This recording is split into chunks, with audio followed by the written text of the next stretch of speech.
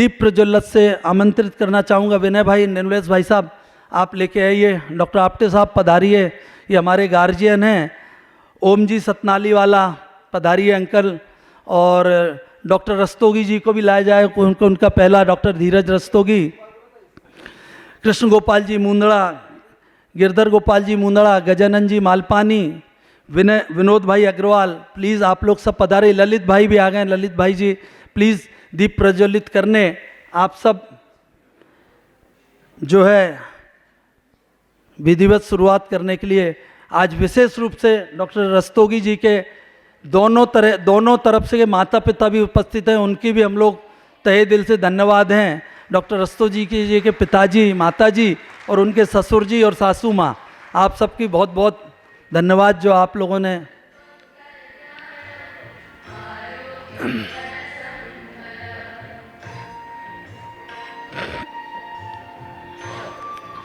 हम लोग बहुत गुण विचार के इस प्लेटफॉर्म पे डॉक्टर का चयन करते हैं। विनय भाई, निर्मलेश भाई साहब, अतुल, डॉक्टर आपटे, हम लोग सब बहुत गुण विचार के चर्चा करते हैं। बहुत लोगों के रिकमेंडेशन, सजेशंस नाम के आते हैं, बट हमारे अगले 1 साल तक के कमिटमेंट रहते हैं। और फिर भी हम कोशिश करते हैं इस प्लेटफॉर्म पे उसी डॉक्टर को लाया जाए जो निस्वार्थ भाव से प्योरली मॉरल और एथिक्स के साथ प्रैक्टिस कर रहा हो, जो पेशेंट के हित को देख रहा हो और जो कमर्शियल सोच से ऊपर हो। प्रयास हमारा यही रहता है कि हम लोग ऐसे डॉक्टर का चयन करें जो आम जनता के लिए एक उपलब्ध हो और सहज रूप से, और जिनकी एक फोटो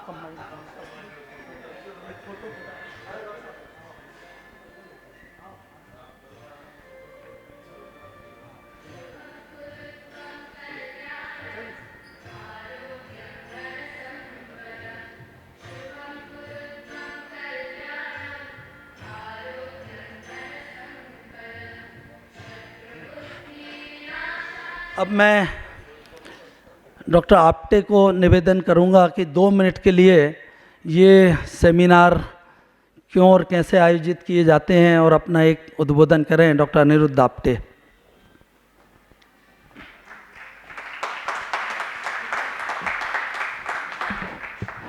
सुप्रभात, गुड मॉर्निंग।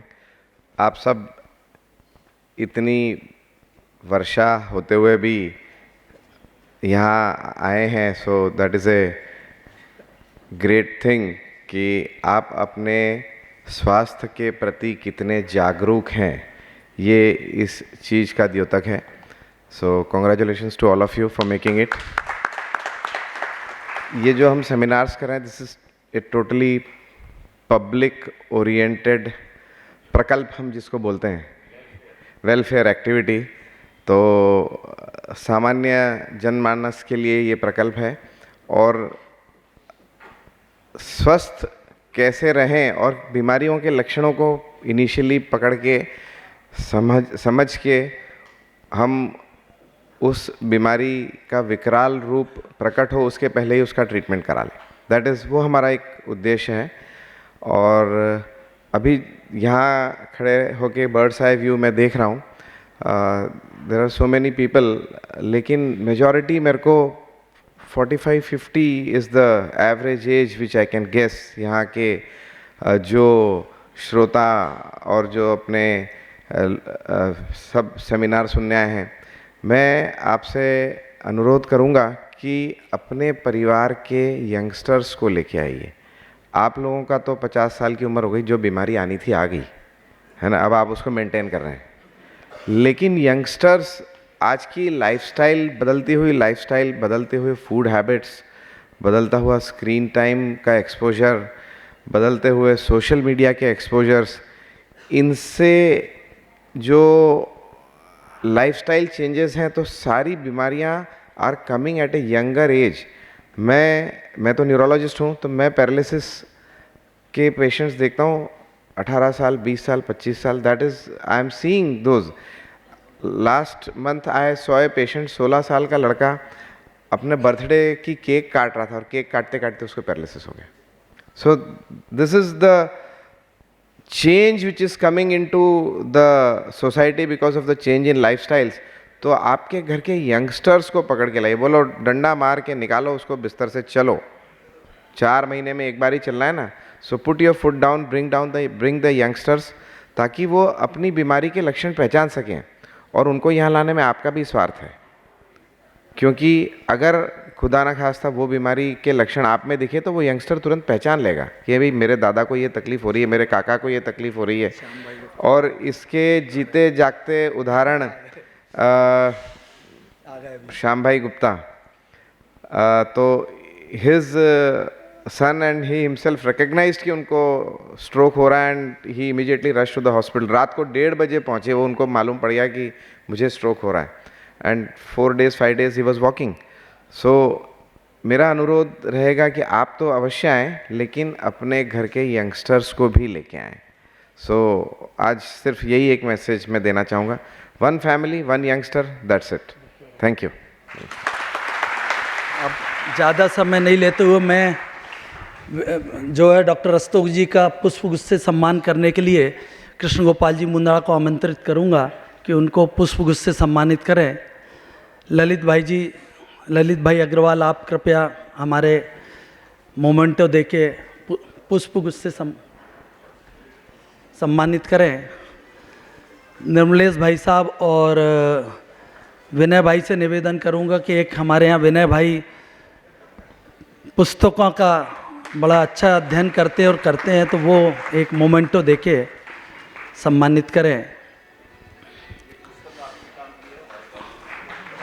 और इसके बाद मैं विनय भाई को बोलूँगा कि अपना डॉक्टर धीरज जी रस्तोगी का परिचय देवें, संक्षिप्त परिचय, और उसके बाद आपके और डायस के बीच में सिर्फ डॉक्टर रस्तोगी जी रहेंगे। विनय भाई कृपया अपना डॉक्टर रस्तोगी जी के बारे में संक्षिप्त परिचय दें। पुनः बता दूं, डॉक्टर अजय जैन साहब की लिंक थायराइड और इसके ऊपर की हमारी पीछे लिंक उपलब्ध है। डायबिटीज़ के ऊपर डॉक्टर मुकेश पारा सर की भी पेन ड्राइव के रूप में उपलब्ध है, जो भाइयों बहनों को प्लस सभी सेमिनार्स की है, विशेष रूप से कि जब भी आप अपना जा सकते हैं और अपना नाम, number, mobile number, email ID पीछे जो नए व्यक्ति जुड़े वो नोट करा देवें, जिससे कि आपको अगले सेमिनार की और आगे के सेमिनार की सूचना मिले।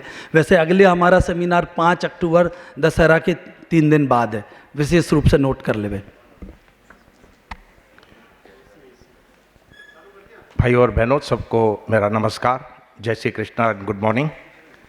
जीवन आदर्श उत्कर्ष परिषद के 42 सेमिनार में आज सबका स्वागत है। मैं मेरे कलीग श्रीकांत जी मुंद्रा, निर्मलेश जी आर्या, अतुल बांगड़, सपोर्ट टीम, सबका धन्यवाद देना चाहूँगा, जिसके कारण हम ये सेमिनार करते आ रहे हैं। मैं डॉक्टर धीरज रस्तोगी का खासकर धन्यवाद देना चाहूँगा कि वो टाइम निकाल कर ये सेमिनार आज कर रहे हैं। संक्षिप्त में ये बताना चाहूँगा आज का सेमिनार क्यों इम्पॉर्टेंट है, और उसके बाद फिर डॉक्टर साहब का introduction. Homo sapien only living being है जो 2 पैरों में परमानेंटली रहता है। हमारी हड्डी और मसल उसी हिसाब से इवॉल्व हुई है, और एक हेल्दी जीवन जीने के लिए इसको परमानेंटली स्ट्रांग रखना बहुत ज़रूरी है। जैसे हमारी उम्र बढ़ती है, खासकर 50 के बाद हड्डी और मसल दोनों कमज़ोर पड़ने लगती है,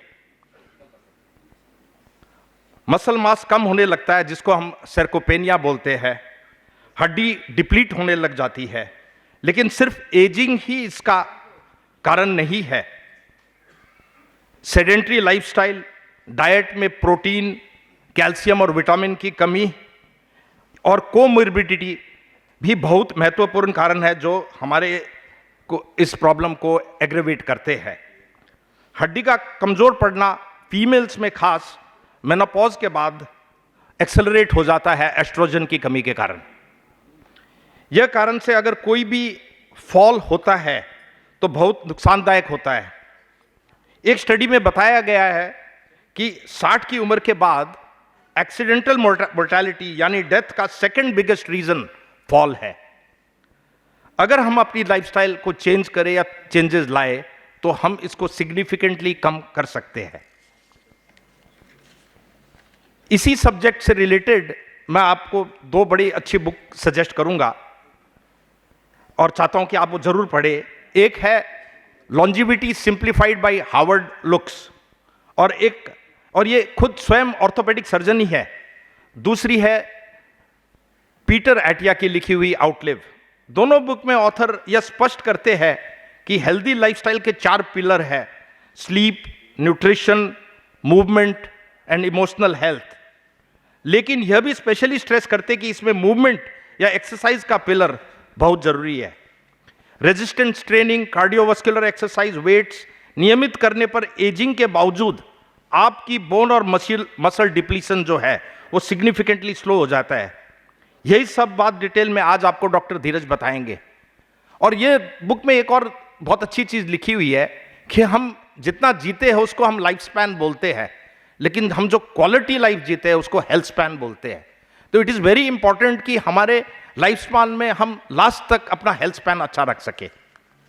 संक्षिप्त में डॉक्टर साहब के बारे में बोलना चाहूंगा। डॉक्टर धीरज रस्तोगी पिछले 16 वर्ष से हड्डी एवं ऑर्थराइटिस रोग विशेषज्ञ की तरह से सूरत में प्रैक्टिस कर रहे हैं। डॉक्टर धीरज रस्तोगी का Indian orthopaedic and rheumatology association और Indian stem cell study group के द्वारा 1 वर्ष की ऑर्थियो रिमेटोलॉजी फेलोशिप सफलतापूर्वक पूरे करने एवं सर्वश्रेष्ठ फेलो घोषित होने के बनारसी में आयोजित इंटरनेशनल कॉन्फ्रेंस ऑफ ऑर्थोपेडिक रिमेटोलॉजी में सम्मानित किया गया। डॉक्टर धीरज रस्तोगी ने इस प्रतिष्ठित फेलोशिप में समस्त प्रकार के जोड़ों में होने वाले रोगों जैसे रूमेटॉइड आर्थराइटिस, गाउट, स्पॉन्डिलाइटिस, गठिया और संधिवात के इलाज के लिए विशेष परीक्षण प्राप्त किया है। इसके अलावा डॉक्टर धीरज ने रॉयल कॉलेज ऑफ फिजिशियन के तत्वाधान में रोमैटिक एंड मस्कुलोस्केलेटल मेडिसिन में पोस्ट ग्रेजुएशन सर्टिफिकेट कोर्स किया है। डॉक्टर धीरज द्वारा इस विषय पर ख्याति प्राप्त इंटरनेशनल कॉन्फ्रेंस में प्रेजेंटेशन भी किया गया है। डॉक्टर धीरज ने गठिया के इलाज से संबंधित 2 साइंटिफिक रिसर्च पेपर भी लिखे हैं जो ख्याति प्राप्त इंटरनेशनल जर्नल में प्रभावित हुए हैं। डॉक्टर धीरज ने विश्वविख्यात Sancheti institute of orthopaedic and rehabilitation Pune में पद्मश्री के.एच. संचेती के मार्गदर्शन में जॉइंट रिप्लेसमेंट सर्जरी की ट्रेनिंग प्राप्त की है। डॉक्टर रस्तोगी विभिन्न राष्ट्रीय स्तर की प्रोफेशनल ऑर्थोपेडिक संस्थाओं में के माननीय सदस्य है। आप राष्ट्रीय ख्याति प्राप्त ऑर्थो रूमेटोलॉजी के वार्षिक कोर्स के लिए लखनऊ के विश्वविद्यालय राम मनोहर लोहिया यूनिवर्सिटी के द्वारा फैकल्टी मनोनीत किए गए हैं। इसके साथ संधिवात आर्थराइटिस के मरीजों के लिए एक सामाजिक सेवा के अंतर्गत मिशन राहत की शुरुआत भी की है, जिसके अंतर्गत संधि व गठिया के मरीजों के लिए उनके मेडिकल एवं नॉन मेडिकल गतिविधियां मुफ्त में संचालित की जाएगी। इसी के साथ बुजुर्ग सीनियर सिटीजन के लिए कस्तूरी हेल्थ कार्ड की सेवा भी शुरू की है, जिसके अंतर्गत बुजुर्ग मरीजों को अस्पताल से मिलने वाली सुविधाएं में आर्थिक मदद की जाती है। तो आप सबके लिए डॉक्टर धीरज रस्तोगी। डॉक्टर धीरज जी रस्तोगी के बारे में एक बात ज़रूर बताना चाहूँगा कि इनके दादाजी, ये तो बोले बड़े, जब हम और विनय भाई मिलने गए तो बोले हमारे तो दादाजी हलवाई थे, अगर मेरी दादी जी ने मेरे पिताजी को और मेरी माँ बाप ने और हमको नहीं पढ़ाया होता तो बोले मैं भी लड्डू बना रहा होता। उन्होंने इसीलिए जब नीचे तबके से आए वो आए तो एक ही किया है कि कैसे मैं सीनियर सिटीजन को हेल्पफुल रहूं, कैसे उनको राहत करूं। इसी के अंतर्गत बहुत सारी चैरिटी और बहुत साइलेंटली वर्किंग करते हैं डॉक्टर धीरज जी रस्तोगी।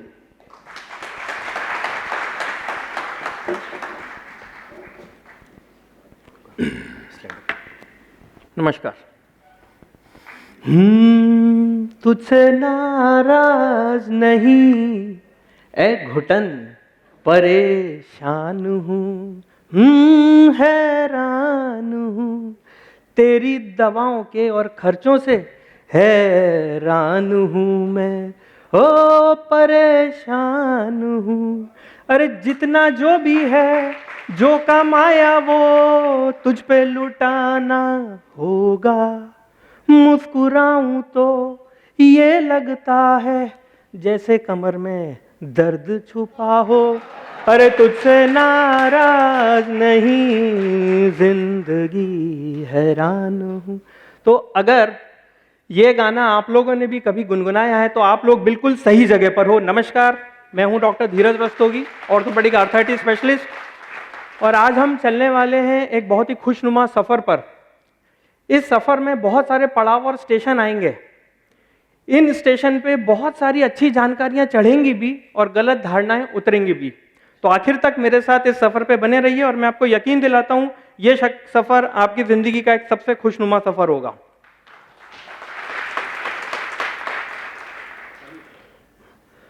तो आज के हमारे सेमिनार की थीम है जोड़ स्वस्थ जीवन सुखी। इस लाइन को याद रखिएगा क्योंकि हर स्लाइड में इसका एक अपना महत्व है।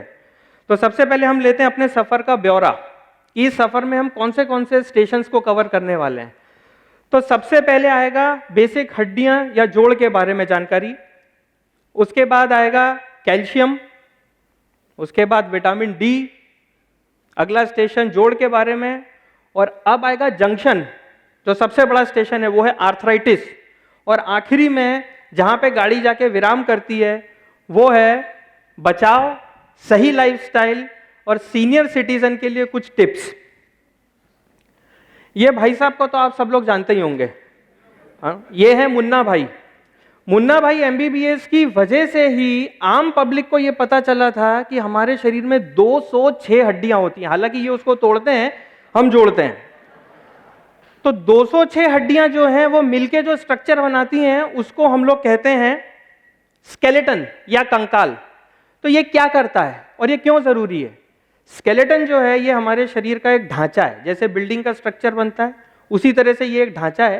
ये हमारे इंटरनल ऑर्गन्स को, जो हमारे वाइटल ऑर्गन्स हैं, उनको प्रोटेक्ट करता है, उनको बचाव देता है, उनको सहारा देता है। सबसे इंपॉर्टेंट चीज़ है मोबिलिटी। हमें चलने फिरने उठने बैठने में अगर किसी चीज़ की ज़रूरत है तो वो है हमारा स्केलेटन। इसके अलावा ये शरीर को आकार देता है। अगर स्केलेटन में कुछ प्रॉब्लम हो जाए तो आपने कई लोगों को देखा होगा कि उनकी बैक बेंड रहती है। वो सब इसलिए होता है क्योंकि स्केलेटन कमजोर है। तो स्केलेटन किस चीज़ का बनता है? हड्डी का। तो हमें सबसे ज़्यादा ज़रूरी है अपनी हड्डियों की सेहत के बारे में हमें ध्यान रखना है। कुछ बेसिक पॉइंट हैं जो हम डिस्कस करने वाले हैं। सबसे पहले नियमित व्यायाम, प्रॉपर कैल्शियम, सनलाइट, सूरज की रोशनी, और बुरी आदतों से दूर रहना। बुरी आदतें वैसे ही दूर रहना चाहिए, लेकिन हमारे स्केलेटन और हड्डियों के लिए ये कितने नुकसानदायक हैं ये आपको अगले पड़ाव में पता चलेगा। हम सबको अपनी लाइफ में हीरो की तरह महसूस करना है। सब कुछ हमारी कंट्रोल में है। हम वो सब कर सकते हैं जो हम अपने लिए अच्छा कर सकते हैं। तो सबसे पहले सुबह हमें उठना है एक हीरो की तरह। ये जो साथ में दिख रहा है ये अमृत है, आप लोग इसको कहते हैं वो पानी। तो ध्यान से देखिएगा पानी की क्या इंपॉर्टेंस है हमारी लाइफ में, ना केवल हड्डियों के लिए बल्कि बाकी भी हेल्थ कंडीशंस के लिए, वो भी आपको पता चलेगा। तो सबसे पहले उठ के एक गिलास गुनगुना पानी पीजिए। जब रात को हम सोते हैं तो हमारी बॉडी की क्रियाशीलता यानी मेटाबॉलिज्म थोड़ा स्लो हो जाता है। सुबह उठते ही अगर आपने अपना सब काम शुरू किया तो स्लो मेटाबॉलिज्म में किए हुए काम का हमें फायदा नहीं मिलता है। गर्म पानी आपका मेटाबॉलिज्म बढ़ाएगा, पाचन क्रिया को तेज करेगा और इंट्रिंसिक क्लीनिंग करता है। तो गर्म पानी पीना जरूरी है। दूसरा है स्ट्रेचिंग। स्ट्रेचिंग के बारे में अब हम जानते हैं। तो सुबह सबसे पहले हमें क्या करना है? हमें अपने मोबाइल को एक तरफ रख देना है। मोबाइल को आप 10 मिनट दूर रखिए, क्योंकि अगर मोबाइल के साथ आपने दिन की शुरुआत की तो दो चीजें एकदम पक्की है, मैसेज देखते देखते गर्दन का दर्द, और अगर गलती से किसी शेयर का भाव गिर गया तो सर दर्द, जो पूरा दिन बना रहने वाला है। तो मोबाइल को दूर रखिए, अपने लिए 5 मिनट दीजिए। क्या करना है उस 5 मिनट में? सबसे पहले जॉइंट एक्टिवेशन। देखिए, जब बहुत देर के लिए बॉडी रेस्ट में रहती है, ना केवल सोते समय या बहुत देर बैठे हैं, तो लिगामेंट थोड़ा लूज हो जाता है। लिगामेंट यानी वो तंतु जो दो हड्डियों को जोड़ के रखता है। तो अगर लिगामेंट, जैसे अभी आप लोग बहुत देर तक अगर बैठे रहे तो लिगामेंट लूज हो जाएगा, उठते ही घुटने में दर्द होने की संभावना है, बैक पेन है। तो हमेशा इस बात को ध्यान रखिए, बहुत देर तक लेटे रहने की वजह से या सोने की वजह से अगर लिगामेंट लूज होता है और सुबह उठ के आपने तुरंत अपना काम शुरू कर दिया तो बहुत हद तक चांस है कि आपके गर्दन, घुटने, कमर में दर्द आ जाए। तो बेसिक स्ट्रेचिंग। स्ट्रेचिंग में क्या करना है आपको? भैया आपको अपनी उंगलियों को ऐसा करिए, हाथ को सीधा करिए, ऊपर करिए, बेड में बैठ के जितना मूवमेंट कर सकते हैं उतना करिए, बेड से उतर के कमर का मूवमेंट करिए, लेग की स्ट्रेचिंग करिए। स्ट्रेचिंग करने से हमारी मांसपेशियों में ब्लड सर्कुलेशन बढ़ता है। ये है बहुत छोटी सी कसरत 5 मिनट की, लेकिन ये आपके पूरे दिन को अच्छा कर देगी। दूसरी चीज, गहरी सांस छोड़ने का अभ्यास। देखिए, ये जो सांस लेने और छोड़ना है, ये आप लोग बहुत समय से सुनते आ रहे हैं, टीवी में देखा होगा, बहुत हमारे योग गुरुओं ने समझाया है, लेकिन ये बहुत ही जरूरी चीज है, ना केवल हमारी जनरल बॉडी के लिए बल्कि बोन्स के लिए भी। वो क्यों जरूरी है? सांस लेने में से क्या रहता है, जब भी हम डीप ब्रीदिंग करते हैं तो हमारी बॉडी के अंदर ऑक्सीजनेशन होता है। भाई आपने एक बहुत बड़ी कार खरीद ली, बहुत ही बड़ी, अब पेट्रोल डालना भूल गए तो क्या वो चलेगी? नहीं। तो हमारी गाड़ी के लिए जो पेट्रोल है वो है हमारा ब्लड, और उसका एवरेज बढ़ाता है ऑक्सीजन। तो ये 2 मिनट की डीप ब्रीदिंग करने से हमारी बॉडी में ऑक्सीजनेशन का लेवल बढ़ जाता है। दूसरी बात, हमारी मसल्स को, हमारे जॉइंट्स को न्यूट्रिशन मिलता है। भाई सुबह उठ के अगर आप बोलो चलो भाई 1 कप चाय बनाओ और वो जो कल के 2 पराठे ना वो ले आना, तो उससे कुछ नहीं होने वाला। आपको मजा तब आएगा जब आपकी हड्डियों में और मांसपेशी के अंदर प्रॉपर न्यूट्रिशन पहुंचेगा। तो ये साधारण 2 मिनट की आपकी डीप ब्रीदिंग और 5 मिनट की आपकी एक्सरसाइज, ये आपके दिन की शुरुआत कर देगी। अच्छा, तो अब इतनी सारी बातों का मूल संदेश क्या है? अगर करते हो अपनी हड्डियों से प्यार तो मत करो इनकार। सुबह के पहले 10 मिनट कर लो थोड़ी कसरत, पी लो थोड़ा पानी, मुस्कुराएंगे जोड़ तुम्हारे, होगा बेड़ा पार। तो अब हमने अपना एक पहला स्टेशन जो है पार कर लिया है, हमारी ट्रेन चल पड़ी है। अब हम पहुंच रहे हैं अपने दूसरे स्टेशन पर। अब देखिए वहां आपके लिए कौन सा हीरो इंतजार कर रहा है? अरे बिग बी। देखिए वो क्या पूछ रहे हैं, वो कह रहे हैं ये कैल्शियम हमारे लिए इतना जरूरी क्यों है भाई? हैं भाई, वाकई में हर आदमी ये पूछता है, जिसको देखो वो ये बोलता है अरे कैल्शियम खा लो, अरे सुबह खा लो, रात को खा लो, अरे जो भी करो बस खा लो। पर क्या आपने सोचा है कि कैल्शियम हमारे किस काम का है? आम धारणा है कि हाँ भाई कैल्शियम खाओ हड्डियों को ठीक रहता है, पर क्या ये बात सही है? पार्शियली सही है। तो कैल्शियम हमारे लिए क्यों जरूरी है, उसकी इंपॉर्टेंस समझिए। कैल्शियम हमारी स्वस्थ हड्डियों के लिए एक सबसे इंपॉर्टेंट पोषक तत्व है। हमारी हड्डियां बनती सिर्फ कैल्शियम की है। अगर कैल्शियम नहीं तो हड्डी नहीं, और हड्डी नहीं तो हमारा बॉडी स्ट्रक्चर नहीं। कैल्शियम की कमी से क्या होता है? कैल्शियम की कमी से होता है एक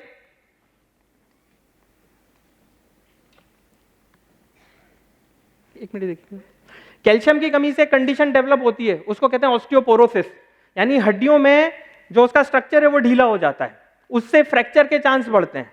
तो साधारण कैल्शियम खाने से हम अपनी बॉडी पेन और फ्रैक्चर की संभावना को कम कर सकते हैं। इसके अलावा जो चीजें जरूरी है कैल्शियम में,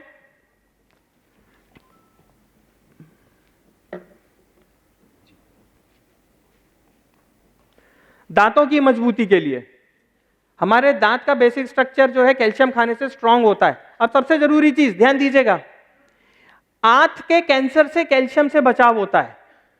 कैल्शियम खाने से हमारे बॉडी के सिस्टम हमको आंत का होने वाला कैंसर है उससे भी बचाता है। अच्छी नींद के लिए, कैल्शियम नींद की दवा नहीं है, लेकिन कैल्शियम खाने से बॉडी का मेटाबॉलिज्म ठीक होता है, जिससे हमें नींद अच्छी आती है। हार्ट की सामान्य गति के लिए, हार्ट रेट हमारा नॉर्मल रहे, उसके लिए कैल्शियम की जरूरत है। और सबसे ज्यादा जरूरी हमारा स्नायु तंत्र, हाथ पांव में झुंझुनाहट होती है, कभी हाथ पांव में दर्द होता है, उसके लिए भी कैल्शियम हमारे लिए बहुत मददगार रहता है। तो अब कैल्शियम के बारे में जान तो लिया, अब ये मिलेगा कैसे? देखिए इसका सारा रास्ता आपके किचन में, ध्यान से देखिए, दूध, दही, पनीर और हरी सब्जियां, ये सब कैल्शियम के रिच सोर्स हैं। ये हैं कैल्शियम के असली हीरो। तो अगर ये हीरो है तो कोई विलन तो होना जरूरी, वरना पिक्चर कैसे होगी पूरी? तो देखिए ये है विलन, ध्यान से देख लीजिए। सब लोग इस फोटो को अपने दिमाग में बिठा लीजिए। घर में मेहमान आए, चलो कोल्ड ड्रिंक पिला दो, बहुत अच्छा, आपका तो काम हो गया, लेकिन उसका तो जितने भी कोल्ड ड्रिंक्स हैं, कार्बोनेटेड ड्रिंक्स हैं, सोडा है, चलो आज खाना खाए ना, आज सब परिवार सोडा पीने चलते हैं। खाना तो बढ़िया खाया, लेकिन सोडा पी के क्या किया? तो ये सोडा और कार्बोनेटेड ड्रिंक्स आपकी बॉडी में से कैल्शियम को निकालता है, इनसे बचिए। पैक फूड और नमकीन, चलो भैया कोई नहीं, महीने भर का वहां सेल लगी हुई है XYZ बाजार में, वो सस्ता मिल रहा है, 1 पे 1 फ्री, चलो अपन 2 ले आते, खुद भी खाएंगे औरों को भी खिलाएंगे। लेकिन इससे वो मॉल वाले का तो भला हो गया और आपका। इस चीज को ध्यान रखिए, पैक फूड और नमकीन जितने दिखने में अच्छे हैं उतना हमारे सेहत के लिए खराब है। अब आखिरी चीज है बहुत अधिक चाय और कॉफी। बहुत सारे लोग ये कहते हैं भाई मैं खाना पीना कम खाता हूँ, चाय कॉफी ज्यादा पीता हूँ, वेट भी मेरा मेंटेन रहता है। अरे भाई चाय कॉफी पियोगे, कैल्शियम नहीं बचेगा तो वैसे ही वेट कम हो जाएगा। तो क्या ये जरूरी है? नहीं। तो बहुत अधिक चाय कॉफी हमारे लिए नुकसानदायक है। अब मैं आपको एक जादू का टेबल दिखाने वाला हूं, उसको ध्यान से देखिए, और इसका एक मंत्र मैं बताऊंगा, उसको ध्यान रख लीजिएगा। रागी, दूध, दही, पनीर, हरे पत्तेदार सब्जियां, बादाम और तिल, ये हमारे सबके घर में होता है। लेकिन क्या आपको मालूम है कि रागी खाने से हड्डी मजबूत होती है? दूध, दही, पनीर खाने से हमारी मांसपेशियां और हड्डी मजबूत होती है। हरे पत्तेदार सब्जियों में विटामिन के होता है, यह विटामिन कैल्शियम को सोखने में मदद करता है। और बादाम हड्डियों की डेंसिटी बढ़ाता है, हड्डियों को पोरस, फोका होने से बचाता है, जो कि फ्रैक्चर का पहला कारण होता है ऑस्टियोपोरोसिस। तो बादाम खाने से, बादाम में खर्चा करिए ना, क्यों जाकर अपना डॉक्टर को दिखाने का, फीस भरने का, बोन डेंसिटी का टेस्ट करवाने का, इससे अच्छा बादाम खाइए। और सबसे आखिरी है तिल। तिल जो रहता है ये आपके जॉइंट में लुब्रिकेशन करता है, चिकनाहट लाता है। जब ये चिकनाहट खत्म होती है तो ही जो स्थिति पैदा होती है उसको आप लोग कहते हैं जोड़ घिसना या आर्थराइटिस। तो ये हमारी इस पड़ाव का आपको जानकारी मिली। अब देखिए, मैंने आपसे क्या कहा था, हर पड़ाव पे कोई जानकारी चढ़ेगी और कोई गलत धारणा उतरेगी, ठीक बात है। तो अब जो पहली जानकारी चढ़ रही है वो ये है, कैल्शियम लेने का सही समय।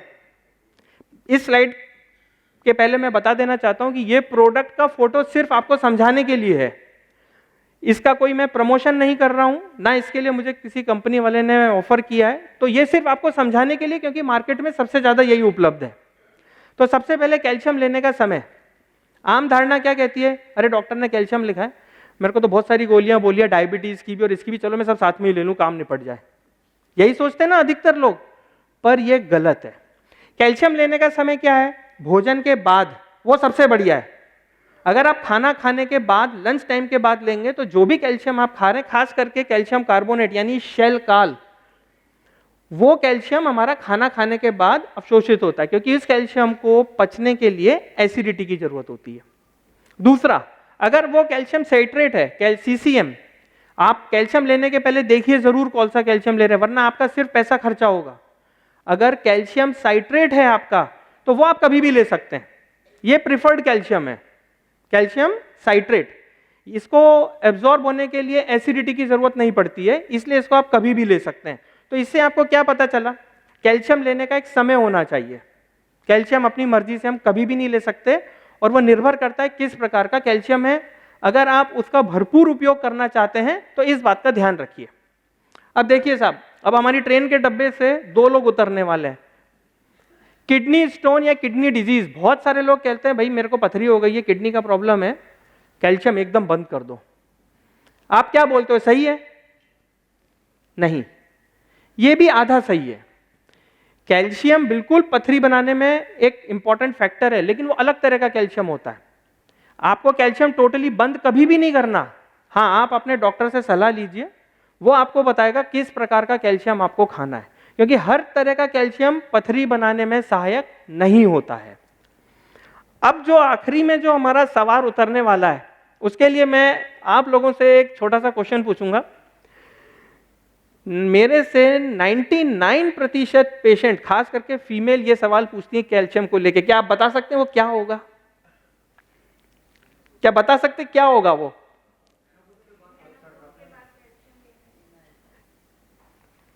ये सवाल आप इस फोटो को देख के बताइए। राइट, 99% लोग पूछते हैं भाई कैल्शियम मत दो, वजन बढ़ जाएगा। अब देखिए, ऐश्वर्या राय ने भी यही सोचा था, लेकिन क्या कैल्शियम से वजन बढ़ता है? एब्सोल्युटली रॉन्ग, एकदम गलत धारणा है ये। भाई कैल्शियम खाने से क्या होता है? ये होता है। अब ये फोटो सबको याद रहेगी? बिल्कुल। तो कैल्शियम खाने से वजन नहीं बढ़ता है, कैल्शियम खुद कभी वजन नहीं बढ़ाता। इनफैक्ट वेट मैनेजमेंट के लिए तो कैल्शियम बहुत सहायक है। तो इस गलत धारणा को इस स्टेशन पे उतार दीजिए। कैल्शियम खाने से वजन नहीं बढ़ता है। हाँ, अब आप बोलो कि भाई मैं तो दूध पिया, मैंने तो पनीर खाया, तो कैल्शियम खाने से वजन बढ़ गया। तो भाई वो दूध और पनीर के फैट की वजह से, तो कैल्शियम खाने से हमारा वजन नहीं बढ़ता है। अब कुछ जरूरी पैसेंजर हमारी गाड़ी में चढ़ रहे हैं, कृपया सब लोग ध्यान से देखिए। सबसे पहले कैल्शियम की एक डोज होती है। भाई आज मेरे को बहुत दर्द हो रहा है, मैं तो 2 गोली कैल्शियम की एक साथ खाऊंगा, नहीं, बिल्कुल नहीं। कैल्शियम को जितना हमारा शरीर एक बार में अवशोषित कर सकता है वो है 500 मिलीग्राम। ये आपको इसको याद करने की जरूरत नहीं है, एक गोली आती उतने की है, तो दिन में एक गोली। हाँ, अगर किसी कारण से आपके शरीर की रिक्वायरमेंट ज्यादा है या डॉक्टर ने आपको किसी मेडिकल कंडीशन की वजह से बोला है ज्यादा कैल्शियम लेना है, तो हमेशा डिवाइडेड डोज में लीजिए, यानी या तो एक सुबह लीजिए, एक शाम को लीजिए। दूसरी चीज, इसको ध्यान से देखिए, हम सब लोग आजकल न्यूट्रिशनल सप्लीमेंट बहुत लेते हैं, आयरन लिया है, मल्टीविटामिन लिया है, बिल्कुल जरूरी है, लेना ही पड़ता है। लेकिन उसमें हम लोग एक आलस करते हैं कि यार सब एक साथ ही लेना है, तो मैं क्यों सुबह दोपहर शाम का रखूं झंझट, सब एक साथ ले लूं। लेकिन ये सबसे बड़ी गलती करते हैं। ध्यान से सुनिए, आयरन और जिंक यानी मल्टीविटामिन कैल्शियम के एब्जॉर्प्शन को हैम्पर करता है, रोकता है। तो कभी भी आयरन सप्लीमेंट यानी एनीमिया या खून की कमी के लिए जो लेते हैं वो, या फिर जिंक यानी मल्टीविटामिन में होता है, उसको कभी भी साथ में ना लें। आयरन को और जिंक सप्लीमेंट को सुबह लीजिए और कैल्शियम को दोपहर में या शाम को लीजिए। अब तीसरी चीज जो है वो क्या है, विटामिन डी। भाई मेरे को डॉक्टर ने बोला है विटामिन डी खाना है, मैं तो सुबह विटामिन डी खा लिया, शाम को रात को कैल्शियम खा लिया। क्या ये सही है? आपको लगता है ये सही है, या आपके डॉक्टर ने कभी आपको ऐसा बोला है? तो याद रखिएगा, विटामिन डी, हालांकि इस पैसेंजर के बारे में हम आगे भी बात करेंगे, लेकिन इतना याद रखिएगा कि विटामिन डी कैल्शियम को सोखने में मदद करता है। विटामिन डी उस दरवाजे को खोलता है जिससे कैल्शियम अंदर घुसेगा। तो अगर विटामिन डी को कैल्शियम के साथ लिया जाए तो आपको विटामिन डी और कैल्शियम दोनों का फायदा मिलेगा। तो देखिए, अब हमारी गाड़ी आगे बढ़ रही है, अब हम जा रहे हैं अगले स्टेशन पर, और अगले स्टेशन पे कौन आपका इंतजार कर रहा है? अरे हनुमान जी। तो ये क्या कर रहे हैं? हनुमान जी ने पूरा सूरज मुंह में ले लिया था, तो भाई उनके शरीर में भरपूर विटामिन डी है। आप कर सकते हो? नहीं। क्या हम सूरज खा सकते हैं? नहीं। तो इस फोटो को जरा ध्यान से देखिए, हनुमान जी भी एक तरीके से सूरज की रेस खा रहे हैं। तो हमें यही करना है, हमें मुंह खोल के नहीं खड़े होना है, हमको एक सुबह के समय कुछ ऐसा वॉक वगैरह करना है जिससे कि हमें सनलाइट मिले। क्यों? क्योंकि हमें करनी है धूप से दोस्ती, क्योंकि यही तो विटामिन डी का असली प्यार है, और हम उससे कैसे मुकर सकते हैं? तो धूप से हमें दोस्ती करनी है।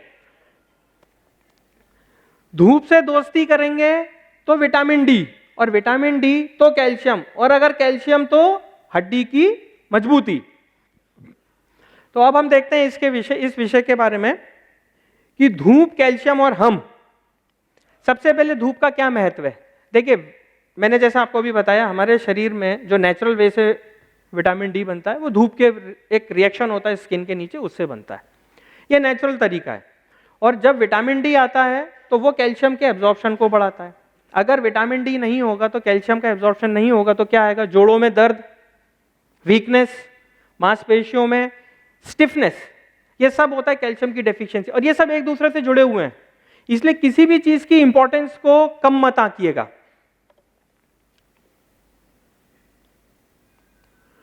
अब ये तो आपको मैंने बता दिया कि धूप लेना है, लेकिन कैसे, क्या, कितनी, ये सबके लिए जरूरी है। कम उम्र के वर्ग के लिए भी और जो सीनियर सिटीजन है उनके लिए भी क्या प्रिकॉशंस हैं? ऑन एन एवरेज 9 साढ़े 9 बजे तक के पहले की जो धूप होती है वो थोड़ी माइल्ड होती है। अगर उसके बाद आप जाएंगे तो उसकी जो इंटेंसिटी है वो बढ़ जाती है। तो कोशिश करेंगे अर्ली मॉर्निंग की जो धूप होती है उसी में थोड़ा वॉक करें। टेरेस है तो छत पे जाइए, थोड़ा योगा स्ट्रेचिंग वगैरह करिए। सबसे जरूरी चीज़ है सीनियर्स के लिए, ये सबके लिए इनफैक्ट, कि अगर आप धूप में जाते हैं तो एक कैप पहन के रखेंगे। ठीक है भाई, विटामिन डी बनाना जरूरी, पर सर थोड़ी गर्म कर सकते हैं। आंखों के लिए चश्मा पहन के रखेंगे, आंखों पे सन रेज का नुकसान भी होता है। और सबसे जरूरी चीज है, ये सब हम बात क्यों कर रहे हैं विटामिन डी के संबंध में? विटामिन डी का कोई भी सप्लीमेंट अगर डॉक्टर आपको लिखता है तो वो उतना ही लीजिए जितना उसने लिखा है। ऐसा नहीं कि मुझे लग रहा है ज्यादा है मैं तो रोज खाने वाला हूं, बिल्कुल नहीं। विटामिन डी एक ऐसा विटामिन है, ये दो धारी तलवार है साहब। जब तक सामने वाले पे चल रही है अच्छा है, वो आपको भी लग सकती है। तो विटामिन डी उतना ही लीजिए जितना डॉक्टर ने बताया। जरूरत से ज्यादा लेने से विटामिन डी की टॉक्सिसिटी होती है, हाथ पांव में खुजली शुरू हो सकती है। तो इस बात का हमको ध्यान रखना है।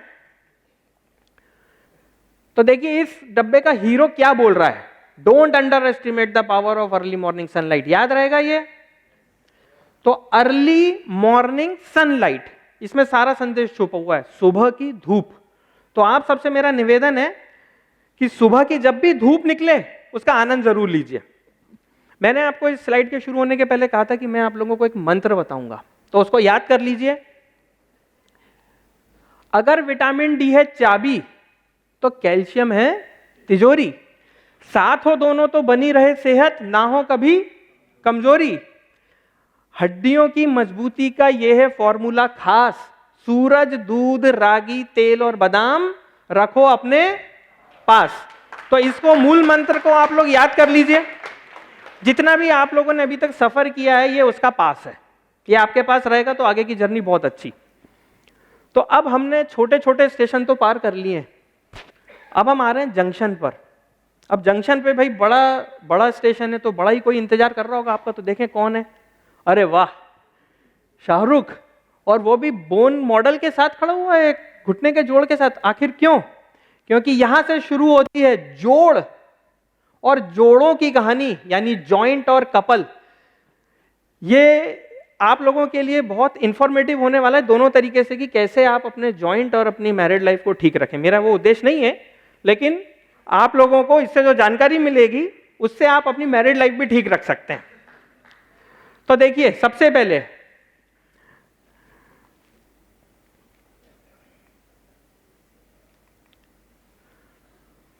दोनों में समय के साथ दर्द शुरू हो सकता है। हस्बैंड वाइफ अगर आपस में सही से बात नहीं करेंगे ना तो साहब वहां बड़ी गड़बड़ होती है। बिल्कुल वैसे ही आपके जॉइंट में भी पेन हो सकता है। समय के साथ जोड़ घिसता है और दर्द होता है, ठीक बात। तो जोड़ और जोड़ों की कहानी का यह पहला है। दूसरा, अत्यधिक दबाव या तनाव में दोनों दबाव दे सकते हैं। भाई ये तो आप लोग मानते हो कि अगर हस्बैंड वाइफ में बहुत ज्यादा टेंशन हो तो मामला बिगड़ता है। बिल्कुल वैसे ही अगर आपके जोड़ों पे अत्यधिक दबाव है, क्यों है दबाव? बहुत ज्यादा सीढ़ी उतरना चढ़ना है, वजन बहुत ज्यादा है, बहुत वॉकिंग या बहुत स्ट्रेसफुल वर्क है, तो हमारे जोड़ों पे दबाव पड़ता है और उस दबाव से जोड़ जवाब दे जाता है। चलते रहने के लिए दोनों में तालमेल जरूरी है। सही बात है ना भाई, हस्बैंड वाइफ में अगर कोऑर्डिनेशन है तो जिंदगी सुहानी। सेम उसी तरह अगर हमारे जॉइंट मजबूत हैं, स्टिफनेस नहीं है, जरूरत से ज्यादा लचीलापन नहीं है, तो जोड़ कभी भी आगे पीछे नहीं होता। आर्थराइटिस होने का जो प्रमुख कारण है वो है जॉइंट लैक्सिटी, जोड़ का ढीला होना। जब तक सही से काम करते हैं ना तब तक उनकी कोई कदर नहीं करता। हाँ, वाइफ रोज गरम रोटी दे रही है हस्बैंड को, हस्बैंड आराम से खा रहा है, कोई दिक्कत नहीं। एक दिन जली हुई रोटी आई, तब हस्बैंड ने सोचा अरे लगता है एनिवर्सरी या बर्थडे भूल गया। हाँ, तो इस बात का ध्यान रखिए, आपका जोड़ जब तक अच्छा है ना अच्छा है, उसी समय ध्यान दीजिए उसका, वरना अगर वो नाराज हो गया तो बहुत मुश्किल होती है। अब जो 2 पॉइंट आने वाले हैं, दूसरों को देखकर जलन हो सकती है भाई, अरे उसकी वाइफ कितनी समझदार है, उसका हस्बैंड कितना अच्छा, और एक अपना देखो, होती है कभी। बिल्कुल उसी तरह से घुटने, अरे देखो क्या बढ़िया चल रहा है, देखो क्या सीढ़ियां चढ़ रहा है, देखो कहां पहाड़ में घूम के आया। तो हमें अगर अपने जोड़ों को अच्छा रखना है तो उसके लिए क्या जरूरी है? अरे अपनी लाइफस्टाइल ठीक करिए, उससे दोनों प्रॉब्लम सॉल्व होगी। और अब आखिरी का पॉइंट है, उसको मैंने लाल में मार्क किया है, जरा ध्यान से देखिए और पढ़िए। भाई घुटने के जोड़ खराब हो जाए तो जॉइंट बदला जा सकता है, लेकिन अगर पति पत्नी में तालमेल नहीं बने तो जरूरी है भाई दोनों का तालमेल बना के रखिए, ना जॉइंट बदलवाइए ना फैमिली। तो हेल्दी जॉइंट की जो कहानी है वो यहां से शुरू होती है। अब इन पॉइंट्स को हम थोड़े डिटेल में समझते हैं। अगर मान लीजिए हस्बैंड वाइफ में झगड़ा हो तो क्या बोलोगे उसको? मन मुटाव।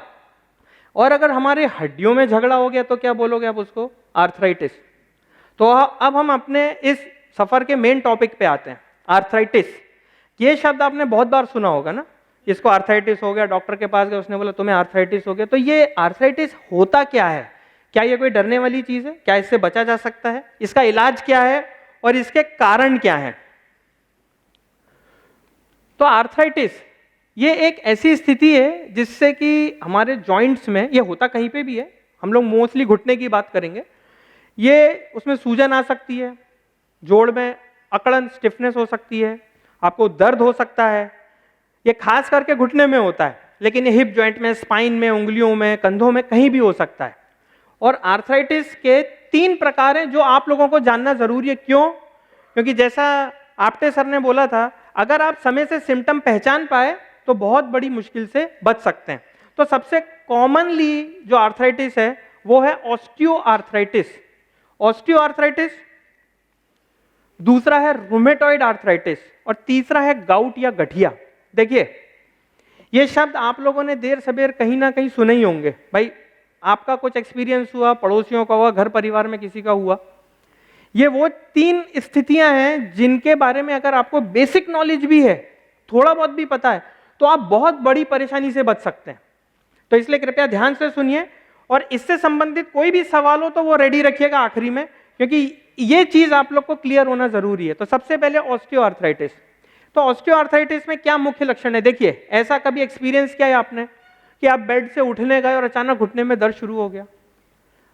कभी तो था नहीं, अभी पिछले कुछ दिनों से ऐसा होता है कि जब बेड से उठते हैं तो घुटने में बहुत दर्द होता है, कभी कट कट की आवाज भी आती है। चलते समय घुटने में दर्द, भाई पहले तो हम सीधा नॉर्मल चल पाते थे, अब तो थोड़ा 10 कदम चलते हैं तो अचानक घुटनों में दर्द आने लगा। चेयर पे बैठे हैं और उठे और घुटनों में दर्द। हमेशा ऐसा होता है कि हमारे दिमाग में ये सवाल आता है कि भाई इतने दिन से तो नहीं था, पिछले कुछ दिनों से ऐसा हो रहा है कि चेयर पे से बैठ के उठो ना तो तकलीफ होती है। इसके अलावा कार में से उतर रहे हैं, चढ़ रहे हैं, या कहीं ऑटो में से उतर रहे हैं, ऑटो में चढ़ रहे हैं, उस समय दर्द आना।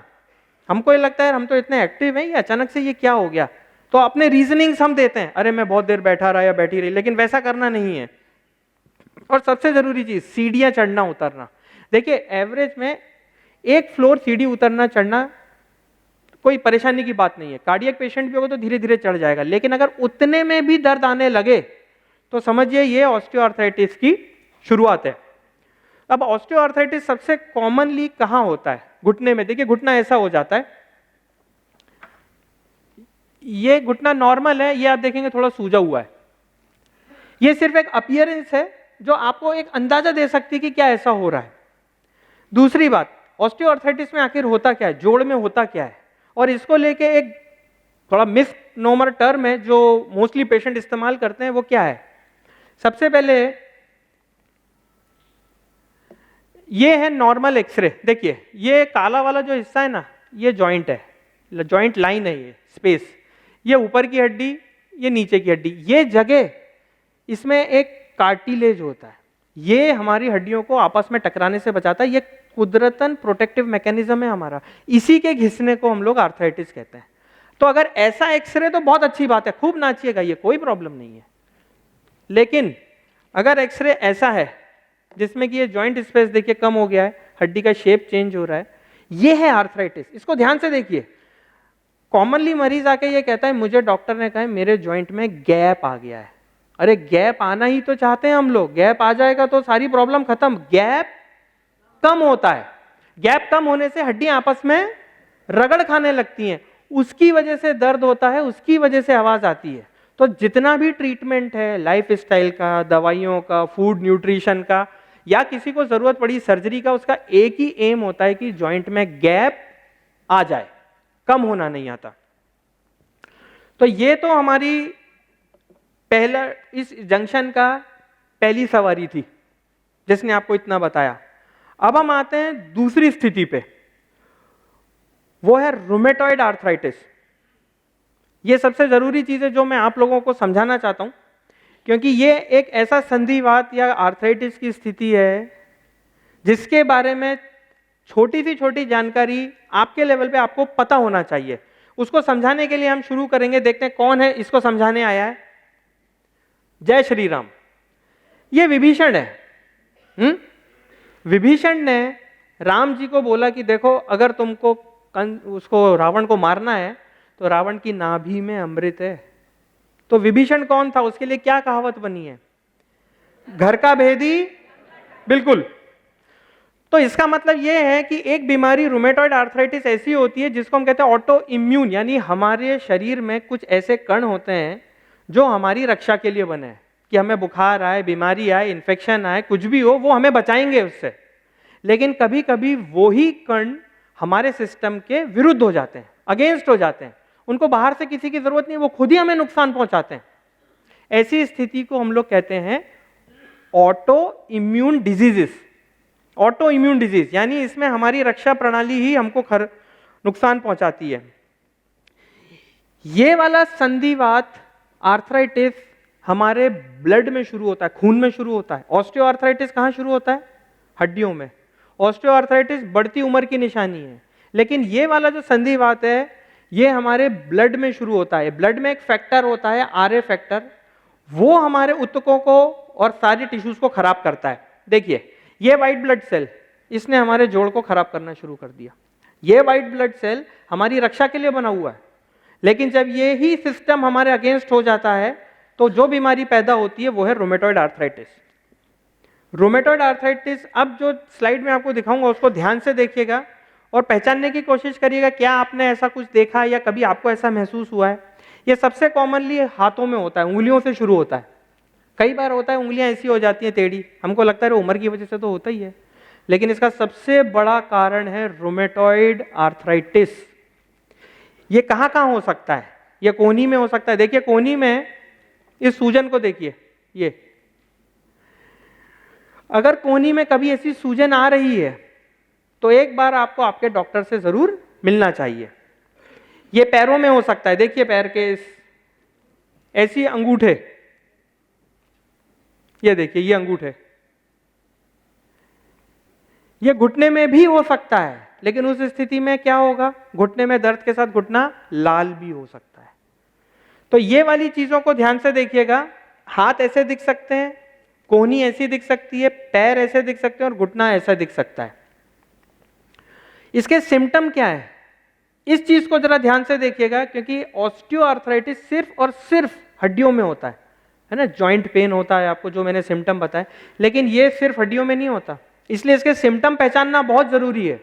तो सबसे पहले आप देखेंगे कि ये हाथों में हुआ, ये हाथ में सूजन आई, ये हाथ ऐसा टेढ़ा हो सकता है। दूसरा जॉइंट स्टिफनेस, ये इसका सबसे जरूरी सिम्टम है। सुबह उठने के बाद आपको लगे अरे मेरी उंगलियां अकड़ी हुई है, मेरा जोड़ अकड़ा हुआ है, और ये अकड़न अगर पिछले 1 महीने से है, कम से कम 15 मिनट के ऊपर है, तो ये खतरे की घंटी हो सकता है। क्या बोला मैंने? उंगलियों की अकड़न, कलाई की अकड़न, जोड़ की अकड़न, जॉइंट स्टिफनेस। तो जॉइंट स्टिफनेस जो है इसका पहला और सबसे जरूरी सिम्टम होता है। इसके बाद चलने में इम्बैलेंस होना। मैंने आपसे क्या कहा था? ये रूमेटॉइड आर्थराइटिस सिर्फ हड्डियों में नहीं होता, ये हमारे जोड़ के आजू बाजू के स्ट्रक्चर जो जोड़ को संभालते हैं उनको भी खराब करता है। तो जॉइंट लूज हो जाता है, ढीला हो जाता है, चलने में कभी कभी आपको इंस्टेबिलिटी लगती है, घबराहट होती है। इसके अलावा जॉइंट डिफॉर्मिटी, ये लेट सिम्टम है, पर कई बार मरीज जब तक पहचानता है तब तक ये स्थिति आ चुकी होती है। अगर उंगलियां, हाथ, पांव कुछ टेढ़े हो रहे हैं तो उसको उम्र को दोष मत दीजिए, हो सकता है आप रूमेटॉइड आर्थराइटिस डेवलप कर रहे हो। सबसे जरूरी चीज, थकान होती है इसमें। आर्थराइटिस में थकान क्यों? क्योंकि ये एक सिस्टम की बीमारी है, ये सिर्फ हड्डियों की बीमारी नहीं है।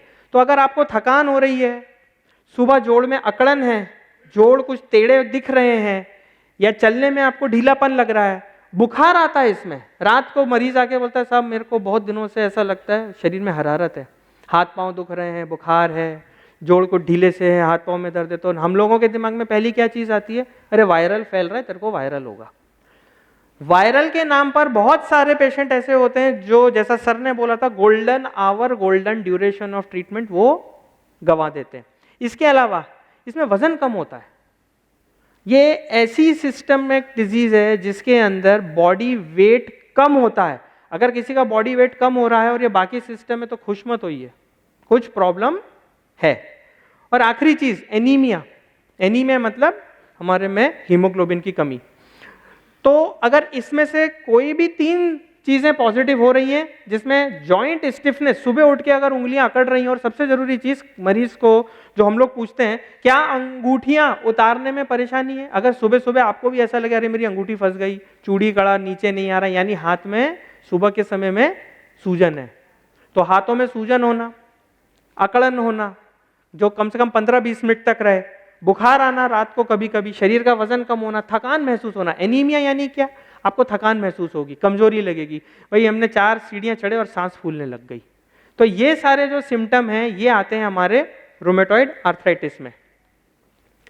अब रूमेटॉइड जैसे ऑस्टियोआर्थराइटिस का मैंने बताया वो उम्र से संबंधित है, थोड़ा बहुत लाइफस्टाइल से, लेकिन रूमेटॉइड आर्थराइटिस की एक बात है कि इसके मल्टी फैक्टर्स हैं। ध्यान से देखिए, क्या घर परिवार में ऐसा कोई है? सबसे पहले वजन, ओबेसिटी। अगर वजन ज्यादा है तो ये एक कारण है। इसके अलावा स्मोकिंग रूमेटॉइड आर्थराइटिस का खतरा बहुत ज्यादा बढ़ा देता है। उम्र, ऑस्टियोआर्थराइटिस जो हमने सबसे पहले देखा था, जैसे मैंने कहा था वो एज रिलेटेड है, वो 50-55 के बाद शुरू होता है। इन रेयर कंडीशन अगर एक्सीडेंट हुआ है या कुछ दूसरा ऐसा वर्किंग स्टाइल है तो ही होता है, वरना वो एज के साथ ही आता है और वो हर एक पर्सन को आना है। लेकिन रूमेटॉइड आर्थराइटिस की एज देखिए, ये 40 to 60, ये 40 के पहले भी हो सकता है, 30 साल के मरीज में भी हो सकता है, और इसको वही सिम्टम आते हैं जो ऑस्टियोआर्थराइटिस में आते हैं और उससे बढ़ के आते हैं। इसीलिए रूमेटॉइड आर्थराइटिस को पहचानना बहुत जरूरी है, क्योंकि जितनी जल्दी इसको पहचानेंगे, जितनी जल्दी इसका डायग्नोसिस होगा, उतने सही समय से आप इसका इलाज शुरू कर सकते हैं। इसके अलावा क्या है? ऑटो इम्यून बीमारियां। देखिए, ऑटो इम्यून बीमारियां मैं आपको सिर्फ 2 एग्जाम्पल दूंगा, थायराइड और डायबिटीज। ये हमारे इम्यून सिस्टम को अफेक्ट करती है। अगर ये है बाकी चीजों के साथ तो रूमेटॉइड आर्थराइटिस होने का पूरी संभावना है। अब सबसे लास्ट फैक्टर जेनेटिक्स, यानी अगर आपके घर परिवार में किसी को है आरए फैक्टर, तो चांस बनता है कि अच्छी लाइफस्टाइल के बावजूद भी आपको रूमेटॉइड आर्थराइटिस हो जाए। तो रूमेटॉइड आर्थराइटिस के बारे में आपको जो जानकारी दी उसमें कुछ चीजें जो याद रखने की है वो क्या है? सुबह उठ के हाथों की उंगलियों में थोड़ी अकड़न होना, दर्द होना, बुखार जैसा लगना, कभी कभी थकान होना, वेट लॉस हो रहा है पता नहीं क्यों।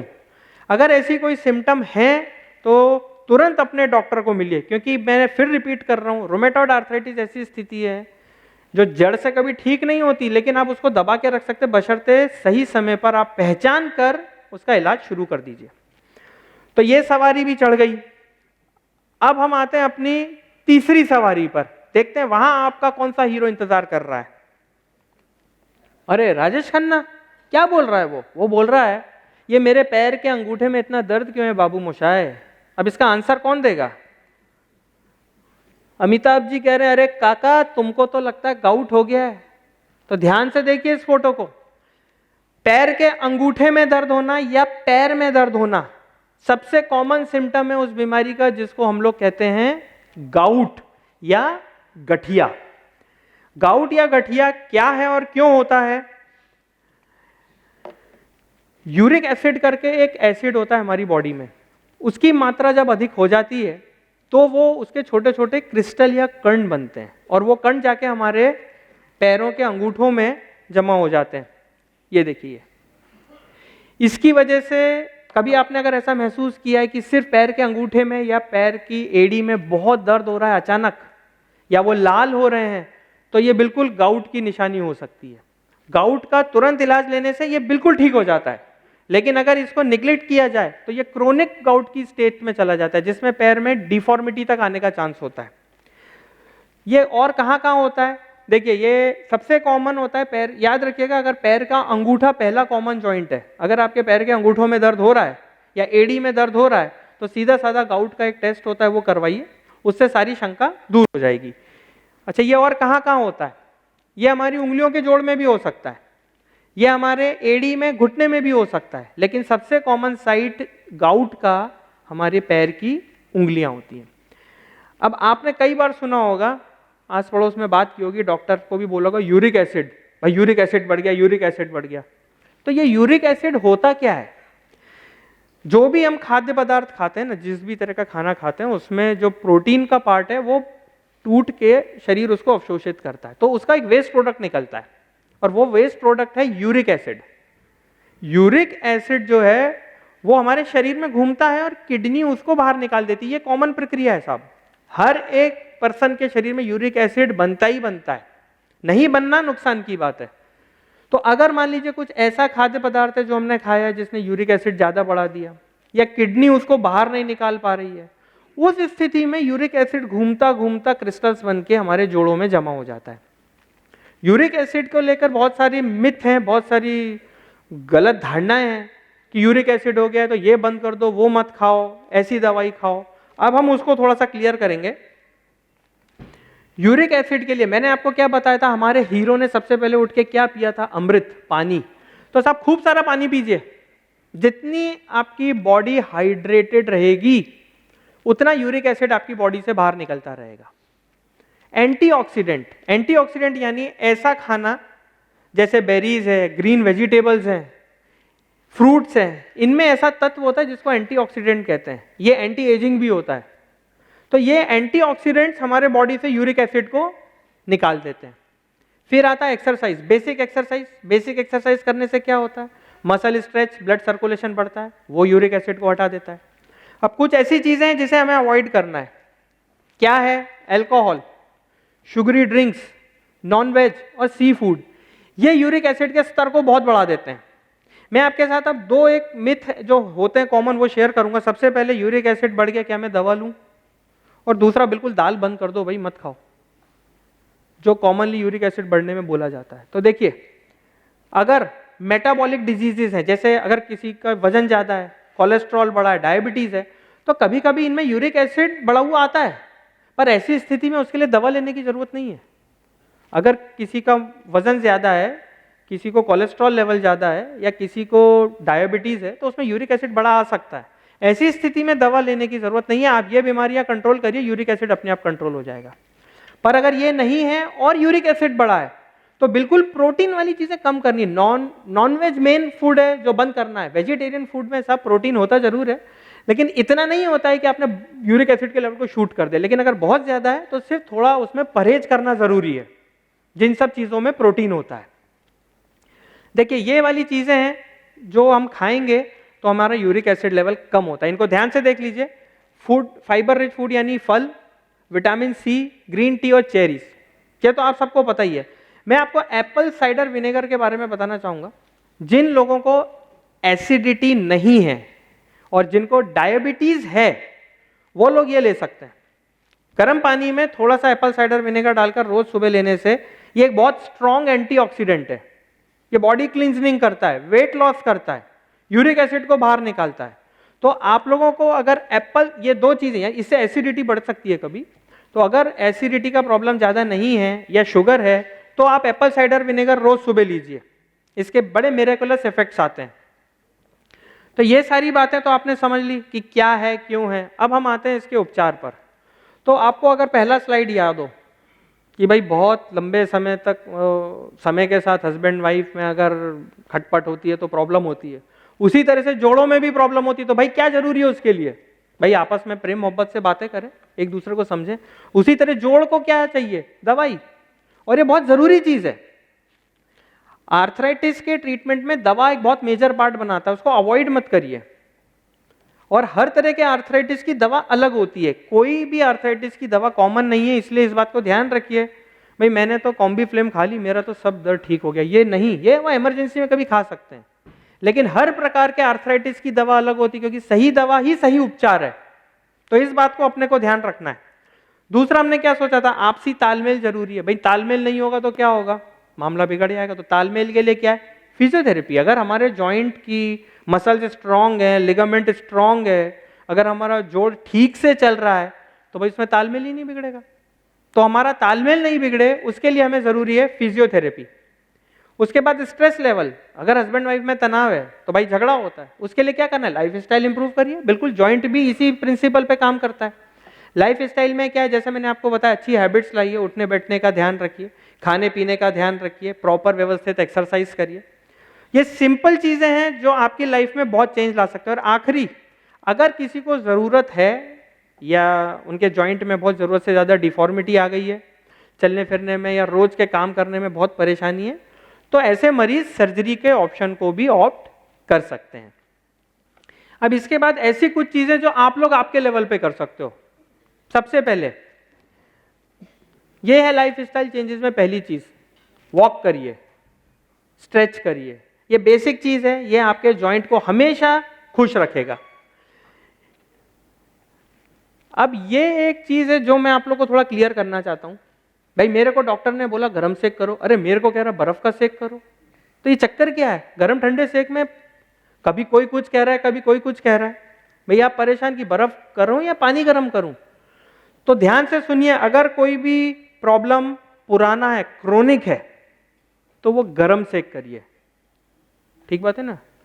जो बच्चा शैतान होता है वो प्यार से नहीं समझता ना, उसके लिए गर्मा गर्म ट्रीटमेंट जरूरी है।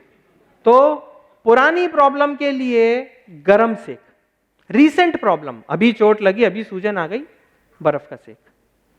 रोमेटॉइड आर्थराइटिस और गठिया, भले ही ये पुरानी प्रॉब्लम है, इसमें हमें बर्फ का सेक करना चाहिए। और जरूरी बात, बर्फ का सेक मैक्सिमम जो मेरे पेशेंट्स बोलते हैं हाँ साहब वो हमने वो आइस पैक को रख दिया यहाँ 2-3 घंटा, खूब दर्द बढ़ गया, तो ये एकदम गलत है।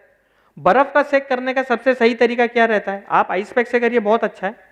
सबसे बढ़िया होता है आइस क्यूब्स, उसको एक पॉलिथीन में भर लीजिए, तो वो क्या है, गठरी जैसा बन जाएगा। फिर उसको अपने अफेक्टेड जोड़ पे रखिए, सिर्फ 10 मिनट घुमाइए सब जगह, बस 10 मिनट काफी, लेकिन दिन में कम से कम 5 से 6 बार। तो बर्फ सेक को लेकर जो थोड़ा मतलब जो मेरे मरीज ने फीडबैक दिया कि वो आइस पैक को रख देते हैं, छोड़ देते हैं, ऐसा नहीं करना है। आइस क्यूब्स को प्लास्टिक में, कपड़े में भी नहीं, प्लास्टिक में लेके घुमाते रहिए। तो ये हो गया आपका बर्फ और गर्म सेक। इसके अलावा एक ही पोस्चर में नहीं बैठना। भाई आज तो मैं ध्यान करने वाला हूं, भगवान की प्राप्ति करके रहूंगा, नहीं, अपने को थोड़ा उठना भी है। अगर बहुत देर बैठ रहे तो भगवान तो मिले नहीं मिले, दर्द जरूर मिल जाएगा। हाँ, दूसरा भगवान मिल सकता है, डॉक्टर के पास जाना पड़ सकता है। तो बहुत देर बिल्कुल एक लंबे समय तक एक मुद्रा में नहीं बैठे।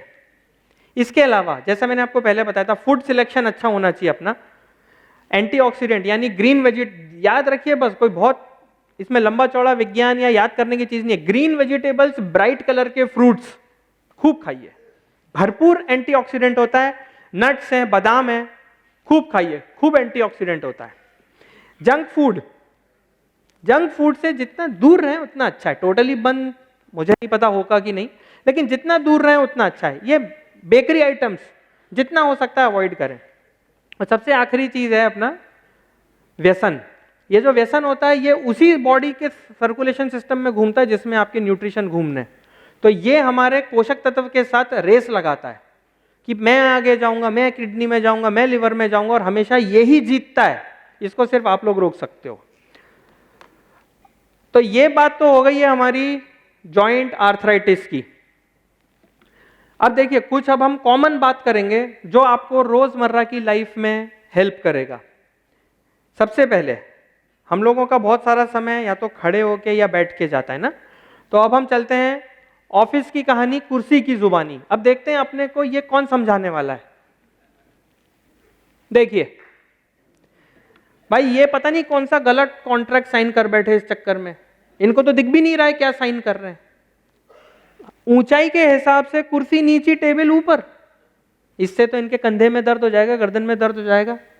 तो इस बात को हमेशा ध्यान रखिए, ये एक बहुत ही ज्यादा इंपॉर्टेंट फैक्टर है जो मेन ऑर्थोपेडिक प्रॉब्लम्स कॉज करता है आजकल के यंग जनरेशन में खासकर, क्योंकि उनका आधे से ज्यादा टाइम सिटिंग पोस्चर में जाता है ये सबके लिए, लेकिन यंगर जनरेशन को खास करके इसका ध्यान रखना है। सबसे पहले देखिए क्या है,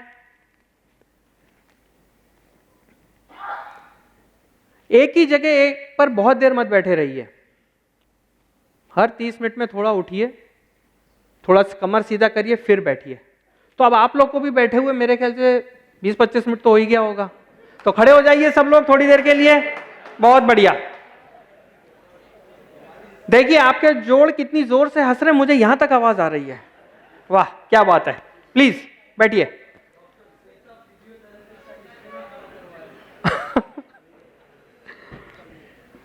अब दूसरी चीज, आप लोग जिस कुर्सी पे बैठे हैं उस पे बैठने की सही जो पोजीशन है वो क्या है, वो ये है। एक बेसिक रूल होता है कुर्सी पे बैठने का, उसको हम लोग कहते हैं 90-90। देखिए वो क्या है, और ये सब आप लोग कर सकते हैं।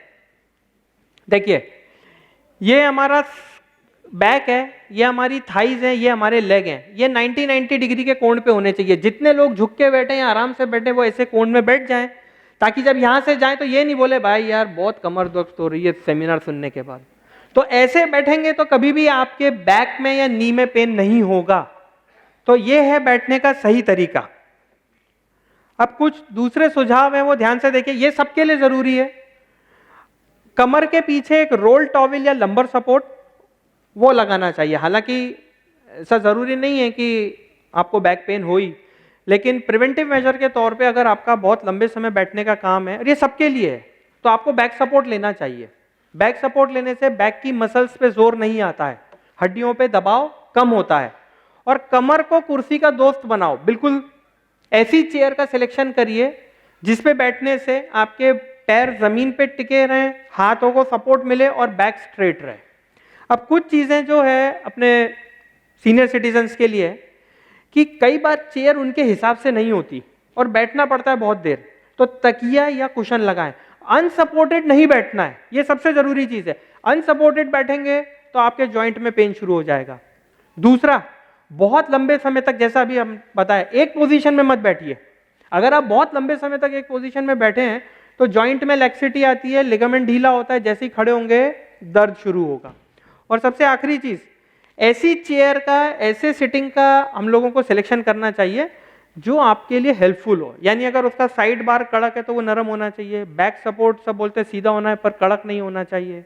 जैसे मैंने आपसे कहा, चेयर बहुत ऊंची नहीं होनी चाहिए, हमारी टेबल के हिसाब से होनी चाहिए ताकि आपके कमर और घुटनों पे जोर नहीं आए।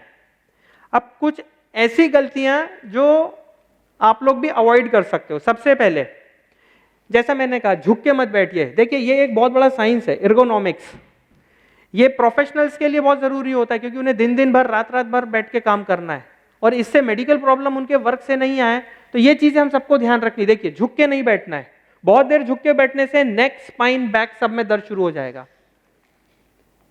दूसरा, ये वाला पोस्चर, ये बड़ा कंफर्टेबल है भाई, टेबल की तो जरूरत ही नहीं है, पैर पे पैर रखा और काम शुरू। लेकिन ये क्या कर रहा है भाई, आज मैंने 1000 रुपए कमाए लेकिन दूसरे दिन अरे यार डॉक्टर की फीस में सारे निकल गए। तो इस चीज को ध्यान रखिए, ऐसे नहीं बैठना है। ऐसे बैठने से आपके जॉइंट के ऊपर एक स्ट्रेस क्रिएट होता है। देखिए यहां, और एक दिन बैठे हो, थोड़ी देर बैठे हो तो चलता है, लेकिन अगर रोज आपको ऐसे बैठने की आदत है तो इसको चेंज कर लीजिए। अब ये वाली चीज आजकल हम सब लोग लैपटॉप, डेस्कटॉप, मोबाइल का बहुत अत्यधिक इस्तेमाल करते हैं। इस पोस्चर की वजह से कुछ ऐसी प्रॉब्लम्स जो कई 10-20 साल पहले एल्डरली एज में दिखती थी, अब ये यंगर एज में दिखने लगी है। सर्वाइकल स्पॉन्डिलोसिस, आपने खूब सुना होगा इसका नाम, भाई इसको सर्वाइकल हो गया, गर्दन का। ये है वो कल्प्रिट। आपकी कुर्सी नीचे, टेबल ऊपर, डेस्कटॉप का एंगल सही नहीं, इन सब की वजह से गर्दन पे जोर पड़ता है। हमको कभी नहीं पता चलता, लेकिन हम तो अपना 1 घंटा 2 घंटा पूरा दिन भर उस काम में लगा देते हैं, लेकिन उस दौरान हमारे सर का पूरा वजन हमारे स्पाइन पे रहता है और अगर वो एंगल सही नहीं है तो ये 100% आपको प्रॉब्लम क्रिएट करेगा। तो हमको अपना इस चीज का ध्यान रखना है कि आपको स्क्रीन को नीचे नहीं रखना है। ये सीनियर सिटीजन्स के लिए भाई चेयर कंफर्टेबल होनी चाहिए। तो इस पर्टिकुलर सेशन का मूल संदेश हमारा क्या था? वो था कि कमर, गर्दन, घुटने तीनों को एक सीधी लाइन में रखो तो हम दर्द को अलविदा कह सकते हैं। बहुत सिंपल है भाई, आप चेयर चेंज कर लीजिए, उठने बैठने का ध्यान रखिए, हींग लगे ना फिट करिए, और रंग बीचों का भाई बहुत बढ़िया है ना, अपनी चेयर पे तो खर्चा करना है जो हमेशा साथ निभाने वाली है। अब इसके बाद जो जरूरी चीज जिसको अब हम कवर कर रहे हैं वो है जीवन चलने का नाम। हर दिन थोड़ा चलें, जोड़ को रखें स्वस्थ। देखिए बेसिक चीजें हैं जो आप सब लोग अपने स्तर पे कर सकते हैं, लेकिन उसके रिजल्ट्स बड़े मिरेकुलस, बहुत ही अच्छे होते हैं। तो चलने से होता क्या है, हमारे जॉइंट को मूवमेंट क्यों चाहिए, आपको ये बेसिक पता रहेगा तो शायद आप इसके प्रति ज्यादा सजग होंगे। जब भी हम चलते हैं तो हमारे जोड़ का जो प्रोटेक्टिव लेयर है जिसको कार्टिलेज कहते हैं, उसमें लुब्रिकेशन होता है, यानी उसमें चिकनाहट बढ़ती है। तो उससे क्या होगा, जब 2 चिकने सरफेस आपस में मूव करेंगे तो रगड़ उत्पन्न नहीं होगी, यानी आर्थराइटिस होने का चांस कम होता है। जॉइंट में लैक्सिटी, ढीलापन नहीं आता, जॉइंट में स्टिफनेस नहीं आती, दर्द नहीं होता है। नहीं चलेंगे तो कार्टिलेज कमजोर। दूसरी चीज क्या है, रेगुलर चलने से क्या होने वाला है, ब्लड फ्लो बढ़ेगा। देखिए हमारे शरीर में आपने कभी सोचा है कि कैल्शियम तो मुंह से गया, पेट में मेरी हड्डी कैसे मजबूत हो रही है? वो सिर्फ ब्लड से घूम रहा है। ब्लड हमारे हर पोषक तत्व को शरीर के हर हिस्से में लेके जाता है, फिर वो हड्डियां हो या मांसपेशियां हो या कुछ और। तो अगर ब्लड फ्लो अच्छा है तो सब अच्छा है। भाई आपने बाथरूम बनाया बहुत ही बढ़िया, नीचे वाले की लाइन चौक है, सारा पानी आपके यहाँ भर गया, क्या मतलब? तो अपने शरीर की लाइनें हमेशा खुली होनी चाहिए। इस चीज को थोड़ा ध्यान देंगे आप सब लोग। जरूरी नहीं है कि हम सब वॉक पे जा सकें या हमारी हेल्थ हमें परमिट करे, लेकिन उसके बाद भी आप लोग क्या कर सकते हो, जो सीनियर सिटीजन है वो क्या कर सकते हैं, जिस चेयर पे आप बैठे हैं उसी चेयर पे बैठ के आप अपने पाँव को स्ट्रेच करिए, हाथ को हिलाइए, वॉल के पास, कुर्सी के पास चेयर ले जाके रखिए और उसको थोड़ा ऐसा धक्का मारिए, आपके सारे जॉइंट में स्ट्रेच हो जाएगा। सुबह सुबह अगर आप चल सकते हैं तो बेसिक किसी भी पार्क में, आसपास के गार्डन में, भले ही एक 5 मिनट का एक छोटा सा वॉक लीजिए। वॉक करने से बॉडी के जॉइंट के मूवमेंट से मसल्स, जॉइंट, बोन्स में ब्लड सर्कुलेशन बढ़ता है। यही चीज हमको याद रखनी है। अच्छा, अब ये नहीं हो तो क्या होगा? अगर ब्लड सर्कुलेशन रुकता है, ये तो हमने इतनी बात कर ली कि भाई ब्लड सर्कुलेशन बढ़ता है, नहीं हो तो क्या होता है? तो जो स्थिति उत्पन्न होती है उसको कहते हैं ऑस्टियोपोरोसिस, यानी हड्डियों का फोका, पोर हो जाना। देखिए ये नॉर्मल हड्डी है और ये देखिए कैसी है, इसमें से खांचे ही खांचे बने, यानी ये ऐसी बिल्डिंग है जिसमें सिर्फ ईंट ही ईंट रखी हुई है, सीमेंट तो है ही नहीं। उसको ऐसा धक्का मारा और वो टूट गई। यही चीज ऑस्टियोपोरोसिस में होता है। ऑस्टियोपोरोसिस करता क्या है, हड्डियों को कमजोर कर देता है। जोर से छींक आई, इस चीज को ध्यान दीजिएगा। घर में जितने भी आपके बुजुर्ग हैं इस बात का ध्यान दीजिएगा, अगर पैर के इस हिस्से में दबाने से दर्द हो, ये कभी कभी विटामिन डी की कमी बताता है। कलाइयों में दर्द हो, बैठे हैं दर्द हो रहा है, या ऐसे हो गए हैं, तो समझ लीजिए कि उनकी पीठ में ऑस्टियोपोरोटिक फ्रैक्चर हो गया है। जोर से खांसी आई, जोर से छींक आई और अचानक पीठ में दर्द शुरू। ये बहुत कॉमन है, बहुत ही ज्यादा कॉमन है ये चीज। ओल्ड एज में सबसे ज्यादा होता है। तो ध्यान रखिएगा, अगर आपके घर में कोई ऐसा बुजुर्ग है जिसको छींक आई या खांसी आई और पीठ में दर्द शुरू हो गया, तो तुरंत डॉक्टर को दिखाइए। उसको मणके का ऑस्टियोपोरोटिक फ्रैक्चर हो सकता है, इसको नजरअंदाज नहीं कर सकते हैं आप। दूसरी बात, मूवमेंट से हड्डियों की डेंसिटी बनती है, घनत्व बढ़ता है।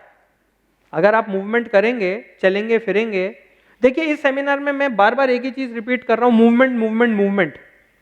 जितना आप मूवमेंट करेंगे, जितना ब्लड सर्कुलेशन बढ़ेगा, उतना आपके बोन्स के लिए अच्छा है। ऑस्टियोपोरोसिस से हड्डी कमजोर, हड्डी में माइनर ब्रेक, टूट फूट, उससे हुआ आर्थराइटिस। तो ये सब एक चेन है और इसको आप साधारण तरीकों से ब्रेक कर सकते हैं, अच्छी लाइफ स्टाइल से।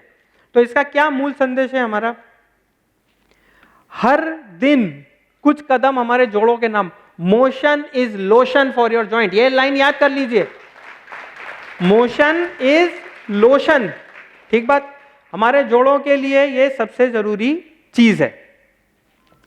तो देखिए अभी हमारी ट्रेन चलते चलते सब पड़ाव पे आ गई है। अब हमारा हीरो सुबह का उठा हुआ है, आपको हमने उसको सुबह सुबह उठा दिया था कि भाई पानी पी, गार्डन में जा, ठीक बात।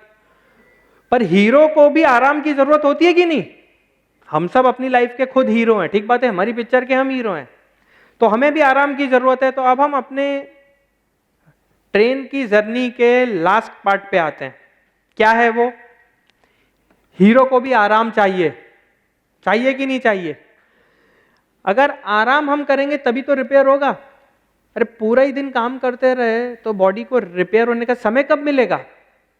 तो चलना जरूरी है, उसका मैंने समय भी बताया आपको। पर इसका मतलब ये नहीं कि अरे चलना बोला मैं तो रात को भी चलना है, मेरे को तो दिन में भी चलना है, नहीं। उसका टाइम और ड्यूरेशन आपको नक्की करना है। तो हीरो को भी आराम चाहिए। अब ये पॉइंट्स जो अब मैं बताने वाला हूं, ये है तो आप सबके लिए, लेकिन सीनियर सिटीजन्स को खास करके इसका ध्यान रखना है। तो सबसे पहले क्या है, नींद और हड्डियों का रिश्ता। देखिए अच्छी नींद, अब अच्छी नींद की डेफिनेशन सबकी अलग अलग है, लेकिन साइंस के हिसाब से 6 से 8 घंटे की नींद को हम एक अच्छी नींद कहते हैं। अच्छी नींद में होता क्या है, अगर आप भरपूर नींद लेते हैं तो हमारे दिन भर में जो माइक्रो इंजरी होती है हमारी हड्डियों में, मसल्स में, उसको भरने का मौका मिलता है। अगर आपने प्रॉपर रेस्ट नहीं किया तो आपकी बोन्स और मसल्स की रिकवरी नहीं होगी, आप दूसरे दिन फिर से तैयार, तो वो आपकी हड्डियों में दर्द का कारण बनेगा। उसके बाद होता है नींद में हमारे ग्रोथ हार्मोन निकलते हैं और सेल रिकवरी होती है। देखिए आप सब जानते हैं इस बात को, हम क्या बोलते हैं, बच्चा जब सोता है तब बढ़ता है, छोटा बच्चा, हम लोग क्यों उसको ज्यादा सुलाते हैं, उसका क्या कारण है? ऐसा थोड़ी कोई जिन्न आके उसको खींच देता है, ग्रोथ हार्मोन बढ़ते हैं। तो ग्रोथ हार्मोन जो है वो हमारी बॉडी में रात के समय ज्यादा रिलीज होते हैं या नींद में रिलीज होते हैं जब ब्रेन रिलैक्स होता है। तो हमारे को रिलैक्सेशन एक इंपॉर्टेंट पार्ट है हमारी बोन हेल्थ के लिए। उसके बाद कम नींद, तो उसका क्या नुकसान है? बोन डेंसिटी, देखिए बोन डेंसिटी में गिरावट, हमारा बोन जो है वो वीक हो जाएगी, इसीलिए हमें रेस्ट बहुत जरूरी है। ये मैंने रेड में लिखा है, ये जो सीनियर सिटीजन है उनको भी ध्यान रखना है, जो लोग अपना नया घर बनवाने वाले ना उनको भी ध्यान रखना है। अब आप सोचो इससे नए घर के बनवाने से हड्डियों का क्या लेना देना। आपने इंटीरियर डिजाइनर डेकोरेटर को बुलाया, उसको बोला भाई मेरे को हॉल में ऐसा शैंडिलियर चाहिए, मुझे वहां सोफा चाहिए और ना खिड़की में कांच चाहिए, बिल्कुल। लेकिन क्या आप में से किसी ने आज तक अपने बाथरूम का इंटीरियर करवाया है? कुछ सोचा है उसके बारे में? तो उसका इससे लेना देना क्या है? जैसा विनय जी ने कहा था, सबसे ज्यादा मॉर्टेलिटी या मॉर्बिडिटी होती है गिरने की वजह से। सीनियर सिटीजन जब गिरते हैं तो उनकी हिप बोन सबसे कॉमनली फ्रैक्चर होती है, और हिप बोन के फ्रैक्चर के अंदर प्रॉपर ट्रीटमेंट नहीं लिए जाए तो मॉर्टेलिटी रेट बहुत ज्यादा है, जान को जोखिम। तो आप भले ही अपना एक बार को अपने हॉल को कॉम्प्रोमाइज कर लीजिए, लेकिन किचन का वॉश एरिया और अपना बाथरूम उसको कभी कॉम्प्रोमाइज मत करिए। सबसे पहले हमारे, अगर हम नया घर बनवा रहे हैं या चेंज कर सकते हैं तो इस बात को ध्यान दीजिएगा, फर्श पर फिसलन ना हो, उसके लिए एंटी स्किड टाइल्स लगवाइए। पानी में फिसल के ही सबसे ज्यादा रेट ऑफ फ्रैक्चर जो ओल्ड एज में है वो बाथरूम में गिरने की वजह से होता है, ये गवर्नमेंट का डेटा है। बाथरूम में गिरने से हिप जॉइंट फ्रैक्चर। दूसरा, बाथरूम में ग्रैब बार लगवाइए। देखिए हम लोग बाथरूम में या आप अपने घर में, आपका घर का पैसेज है वहां भी ऐसे साइड में बार लगवा सकते हैं, हैंडल, जिसको पकड़ के चल सकते हैं। सबसे ज्यादा प्रॉब्लम कब आती है? जब बुजुर्ग व्यक्ति बाथरूम में वॉशरूम की सीट से या नहाते समय उठते हैं, उस समय सबसे ज्यादा जोर घुटने और कमर पे पड़ता है, और वही मोमेंट होता है जब उनकी बॉडी इंबैलेंस होती है और वो स्लिप हो जाते हैं। तो ग्रैब बार्स लगवाइए जिसको पकड़ के वो चल सकें, बॉडी को सपोर्ट कर सकें। ये सबसे एक इंपॉर्टेंट पॉइंट है। दूसरा, अगर आप देखेंगे रात को, देखिए आजकल मोशन सेंसर लाइट सब जगह उपलब्ध है, आपको कहीं नहीं लगाना, सिर्फ बाथरूम में लगाइए या घर के किसी पैसेज में जहां से रात को आपको या आपके घर के बड़े बुजुर्गों को जाना होता है। जरूरी नहीं कि अंधेरे में आप ढूंढते ढूंढते गए और लाइट मिल ही जाए, अगर उसके पहले पानी मिल गया तो इसीलिए ऐसे मोशन सेंसर लाइट्स लगवाइए कि जब आप उस एरिया में या उस प्रीमाइसिस में एंटर करें तो वो लाइट अपने आप जल जाए। लास्ट पॉइंट, चप्पल अच्छे ग्रिप वाली पहने। देखिए हम लोगों की बहुत सारे लोगों की ऐसी धारणाएं, मान्यता होती है कि भाई घर में हम लोगों को फुटवेयर नहीं पहनना है। मैं बिल्कुल उसका रिस्पेक्ट करता हूं, मैं सिर्फ एक सलाह दे रहा हूं जो इसको फॉलो कर सकें। घर में भी अगर आप एक प्रोटेक्शन के तौर पर, मैं आपको एक छोटा सा इंस्टेंस बताऊंगा। जिस समय जूते नहीं बने थे, अब पता नहीं ये सही है कि नहीं, अकबर बीरबल की कहानी मैंने पढ़ी थी कि अकबर ने देखा, भाई एक कहीं गया होगा किसी राज्य में, तो वहां उसने देखा कि लोग पाँव में वो चमड़े का कुछ है उस पर चल रहे हैं और पाँव में कुछ हो नहीं रहा। तो अकबर ने बीरबल को बोला, भाई देख ये मैंने तो वहां देखा, कुछ ऐसा इंतजाम करो, तुम पूरे राज्य में हर जगह पे चमड़ा ठुकवा दो, हर जगह पे चमड़ा ही चमड़ा होना चाहिए, कहीं पत्थर मिट्टी कुछ नहीं दिखनी चाहिए। तो सारे के सारे कर्मचारी भिड़ गए कि भाई राजा ने हुक्म दिया है तो हम पहले आएंगे। तो वो इधर से चमड़ा खरीद रहा है, उधर से खरीद रहे, लेकिन कोई ना कोई जगह तो ऐसी रहेगी जहाँ जमीन पे नहीं बिछा। तो बीरबल ने दिमाग लगाया, उसने कहा सब जगह लगाओ, उससे अच्छा राजा के, अकबर के पैर में ही बांध देता हूँ मैं।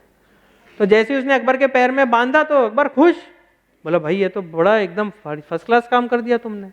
तो उसी तरह से अगर आप अपने पैर को कवर कर सकते हो, भाई चप्पल नहीं पहन सकते, आजकल ऐसे सॉक्स भी आते हैं जिनके नीचे रबर की ग्रिप होती है, वैसे वाले सॉक्स ले लीजिए। उसका कारण क्या है, जब हम चलते हैं कभी जल्दी आना रहे, दूध उफन रहा है, जल्दी चलो, आपको नहीं पता आपका पैर कब स्लिप होने वाला है। लेकिन अगर आपके पैर में ऐसा एंटी स्किड चप्पल या ग्रिप वाली चप्पल रहेगी तो उसकी संभावना कम हो जाती है।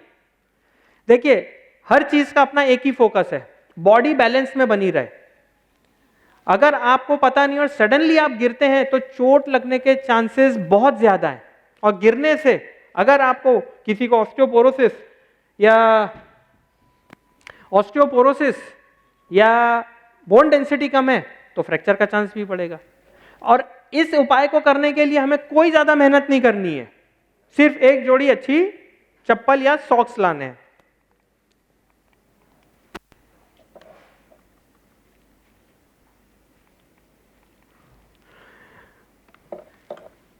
अब अगला सप्लीमेंट्स। देखिए, बहुत सारी चीजें मैंने आपको बताई, इसका कोई गलत इंटरप्रिटेशन आप नहीं कर रहे हैं कि भाई हमें तो खूब कैल्शियम खाना है, खूब विटामिन डी खाना है, ऐसा नहीं है। आपको आपके डॉक्टर के द्वारा बताया गया डोज, समय और जो बताया गया वही लेना है। कॉमन धारणा है, वीकनेस आ रही है, मेरे को तो B12 कम है, मैंने इंजेक्शन लगवा लिया। नहीं, आप जांच करवाइए, कम आए तो लीजिए। B12 एक जादुई विटामिन है, वो आपके सारे स्नायु तंत्र का ख्याल रखता है। तो अगर जरूरत हो तो विटामिन B12 भी लीजिए। सीनियर सिटीजन्स के लिए खास बात, देखिए आप लोग अपना बॉडी चेकअप हमेशा करवाते हो ना, हर 3-3 महीने में करवाते ही होंगे। तो एक नियम बना लीजिए ना कि साल में एक बार बोन डेंसिटी टेस्ट भी करवाना है। देखिए, आप लोग जो कैल्शियम की जांच करवाते हो वो कैल्शियम कौन सा होता है आपके ब्लड में, तो भाई हमें कौन सा कैल्शियम देखना है, जो हड्डियों में है। तो उसके लिए बोन डेंसिटी टेस्ट आप करवाइए, उससे आपको ये पता चलेगा कि आपके शरीर की हड्डियों में मजबूती कितनी है और फ्रैक्चर का चांस कितना है। ये साल में एक बार कराएंगे तो भी चलेगा। तो हमारा मूल संदेश क्या है, सही नींद, सही सुरक्षा, सही सपोर्ट, इसी से क्या होगा, हमारी हड्डियों की जीत। देखिए, फोन का रिचार्ज तो हम सब कर रहे हैं, अब समय आ गया है हमको अपना रिचार्ज करने के लिए। ठीक बात है, हमारा फोन भी हम ही है और हमारा चार्जर भी हम ही है, हमारा पावर का सॉकेट भी हम ही है, सब कुछ हमको ही करना है। क्यों? क्योंकि हम अपनी लाइफ के हीरो हैं। बिल्कुल सही, हम अपनी लाइफ के हीरो हैं। तो चलिए, अब हम हीरो हैं तो हमारी आदतें कैसी होनी चाहिए, सुपरस्टार की तरह। ठीक बात है ना? तो सुपरस्टार की पहली आदत क्या है भाई, अच्छा पोषक तत्व लेना, अच्छा न्यूट्रिशियस फूड खाना, जंक फूड अवॉइड करना। हमको जो उपलब्ध है, हमारी कैपेसिटी में जो भी चीज है, हमें वो अच्छे से अच्छी साफ सुथरी खानी चाहिए। फल, सब्जियां, ये ज्यादा से ज्यादा लीजिए। दूध, दही, पनीर, जैसा मैंने आपको बताया वो लीजिए। ये बड़ा आसान है, बैठना, इसके लिए तो कुछ खर्चे की जरूरत नहीं है। तो भाई ठीक से सीधा बैठिए, जैसा मैंने आपको बताया, पोस्चर सही रखिए, उठने बैठने का, सोने का। अब यहां मैं एक छोटी सी चीज शेयर करना चाहूंगा। लोगों को यह गलतफहमी होती है कि भाई मेरी पीठ में दर्द है तो मेरे को डॉक्टर ऑर्थो गद्दा लेना है। तो भाई जैसे ही आपने गद्दे के आगे डॉक्टर लगाया, वो सीधा 20 से 50 हजार हो गया। तो यह गलत धारणा है। आपको कड़क गद्दा लेना है, वो आप कोई सा भी ले सकते हैं। तो अननेसेसरी इस पे खर्चे की जरूरत नहीं है। गद्दा कड़क होना चाहिए, गद्दा बहुत नरम नहीं होना चाहिए।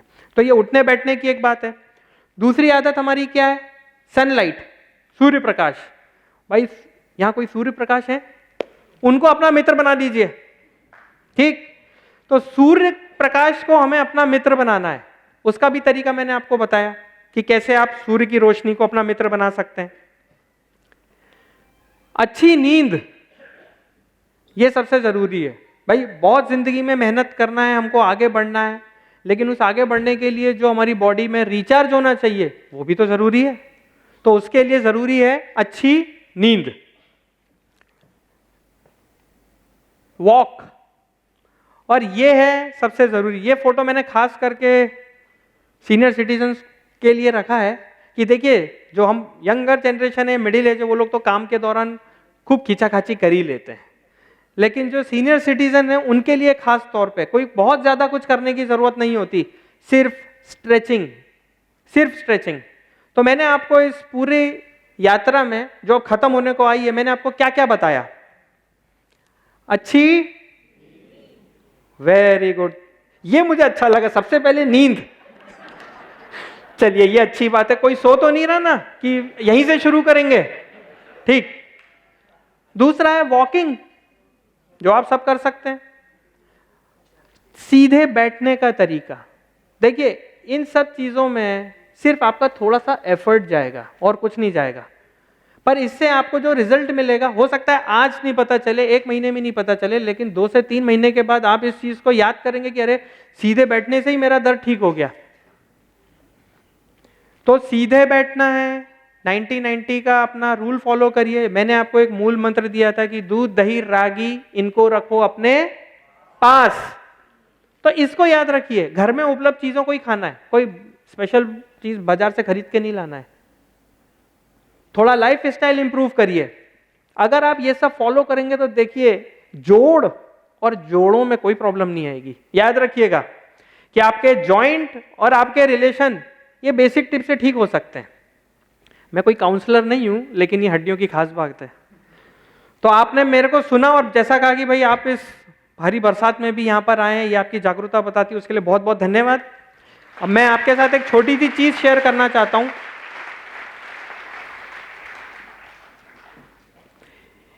ये एक इनिशिएटिव है हम लोगों का, होप इन मोशन, राहत, rheumatoid arthritis awareness, healing and treatment. ये एक चैरिटेबल काम है जो मैंने शुरू किया है, जिसके अंतर्गत हम उन मरीजों को जिनको रोमेटॉइड आर्थराइटिस है, गठिया है, उनको बुलाते हैं। कोई पैसा नहीं लिया जाता। अगर आपकी नज़र में कोई हो तो उसको ज़रूर हम लोग का कांटेक्ट करवाइएगा। उस मरीज को हम अपनी तरफ से एक्सरसाइज का सामान देते हैं, उनको योगा सेशन एक फ्री करवाते हैं। हमारी तरफ से जो जानकारी है, फ्री चेकअप, फ्री कैंप दिया जाता है। क्योंकि रूमेटॉइड आर्थराइटिस के मरीज जो रहते हैं वो ना केवल शारीरिक तौर पर बल्कि मानसिक और फाइनेंशियल तौर पर भी बहुत टूट जाते हैं। क्योंकि हाथ अगर टेढ़ा है तो आदमी गिलास भी नहीं पकड़ सकता। तो अपने आसपास ऐसे मरीजों को पहचानिए। देखिए उनको सहानुभूति की जरूरत नहीं है, उनको किसी की सिंपैथी नहीं चाहिए, उनको एनकरेजमेंट चाहिए। और एज अ सोसाइटी ये हमारी ड्यूटी बनती है कि हम उस मरीज को अपने लेवल पे इस प्रकार से मदद करें। तो ये मेरी आपसे एक नम्र विनंती है। इसी के साथ मैं वाणी को विराम देता हूं। Thank you. कुछ सवाल हो तो आप बिल्कुल पूछ सकते हैं। बहुत ही 2 या 3 क्वेश्चन जो सिर्फ आम जनता के लिए, कृपया पूछें। कोई व्यक्तिगत क्वेश्चन डॉक्टर मुकेश जी पारासर को दिया जाए माइक। हाँ पहले, अरे बिल्कुल, जो बोले बिल्कुल। पहले मुकेश जी पारासर, जिनका भी हेल्दी लाइफस्टाइल के ऊपर था, बड़ा अच्छा सेमिनार था हमारा। सबसे पहले तो जीवन आदर्श उत्कर्ष परिषद को एक बार धन्यवाद पुनः। एक बार जोरदार तालियां जीवन आदर्श उत्कर्ष परिषद के लिए। और बीइंग लाइफस्टाइल कोच, मैं खुद प्रोग्राम भी करता हूँ, लोगों के प्रोग्राम में भी जाता हूँ। कमलेश भाई मसाला वाला इधर लाफ्टर हमारे मास्टर बैठे हैं। मैंने अपने कैरियर में as a consultant, I repeat, यहाँ जो लोग भी जा रहे हैं उनसे रिक्वेस्ट करूंगा, सिर्फ 2 मिनट लेंगे आपका, और ये कॉन्क्लूडेड बात है इस पूरे सेमिनार की, आप सुन के जाइएगा प्लीज, सिंसियर रिक्वेस्ट है। मैंने अपने पूरे कैरियर में टिल टुडे इतनी सिंपल भाषा में और इतना ऑडियंस ओरिएंटेड मैसेज आज पहली बार सुना। एक बार जोरदार तालियां डॉक्टर धीरज रस्तोगी के लिए।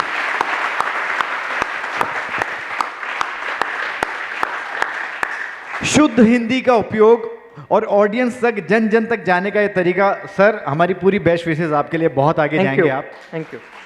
2-3 बातें मैं कंक्लूड करना चाहूंगा। हर लेक्चर, हर सब्जेक्ट, हर सेमिनार लाइफस्टाइल पे होता है। और लाइफस्टाइल की 4 बातें बीना जी ने भी बताई, बहुत वो बिल्कुल कंक्लूडेड बात है। सही खुराक, एक्सरसाइज, सही नींद, और ये बिल्कुल सही बात है। पर एक बात आप हमेशा मिस कर जाते हैं, दैट इज नॉर्मल वेट। यदि वेट नॉर्मल नहीं है, ये चारों पिलर को तोड़ देता है। और वेट की कहानी अब इस लेवल पर इंडिया में आ चुकी है कि 14 करोड़ हम डायबिटीज के पेशेंट हैं, 25 करोड़ मोटापे का शिकार हैं, पर हम अभी भी अतरंगी चीजों पर सोशल मीडिया पे फोकस कर रहे हैं। यदि आप सोशल मीडिया को ध्यान से देखेंगे तो दूध तो नकली है, पर सारे मिल्क शेक और कॉफी असली है। पनीर तो नकली है पर पनीर चिल्ली असली है। एप्पल बिल्कुल बेकार फ्रूट है क्योंकि वो ऐसे बागानों से आता है, पर मैंगो बहुत असरदार फ्रूट है क्योंकि वो बहुत विशेष बागानों से आता है। ये सोच अपने को बदलने की जरूरत है। हर चीज, मैं पहले भी अपनी जब सेमिनार हुई थी मैं बोला था प्रॉब्लम समोसा खाने में है ही नहीं, प्रॉब्लम रोज समोसा खाने में।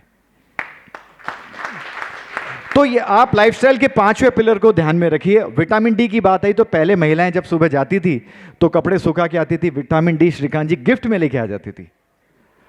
और अभी ये हाल है, लोगों को विटामिन डी की इंपॉर्टेंस डॉक्टर धीरज जैसे डॉक्टर्स ने क्या समझा दी।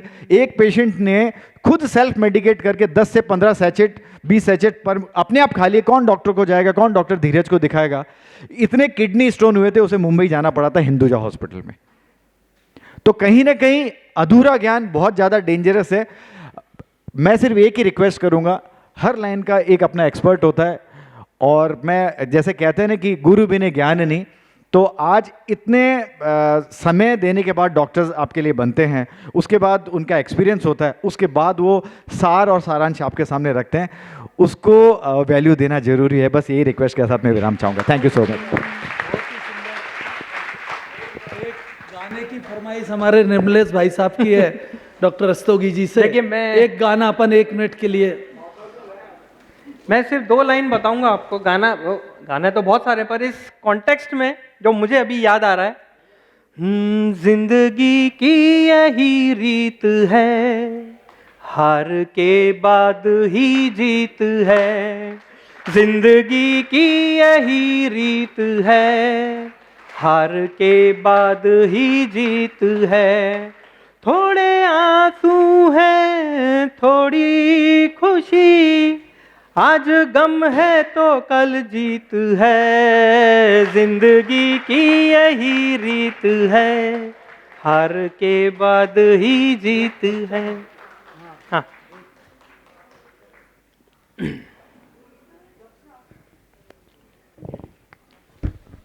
हेलो डॉक्टर साहब, ये जो लोगों को कोलेस्ट्रॉल होता है तो वो कैल्शियम अवॉइड करना चाहिए नहीं, या नहीं। कैसे? हार्ट में बोलते हैं कि इट्स कोलेस्ट्रॉल।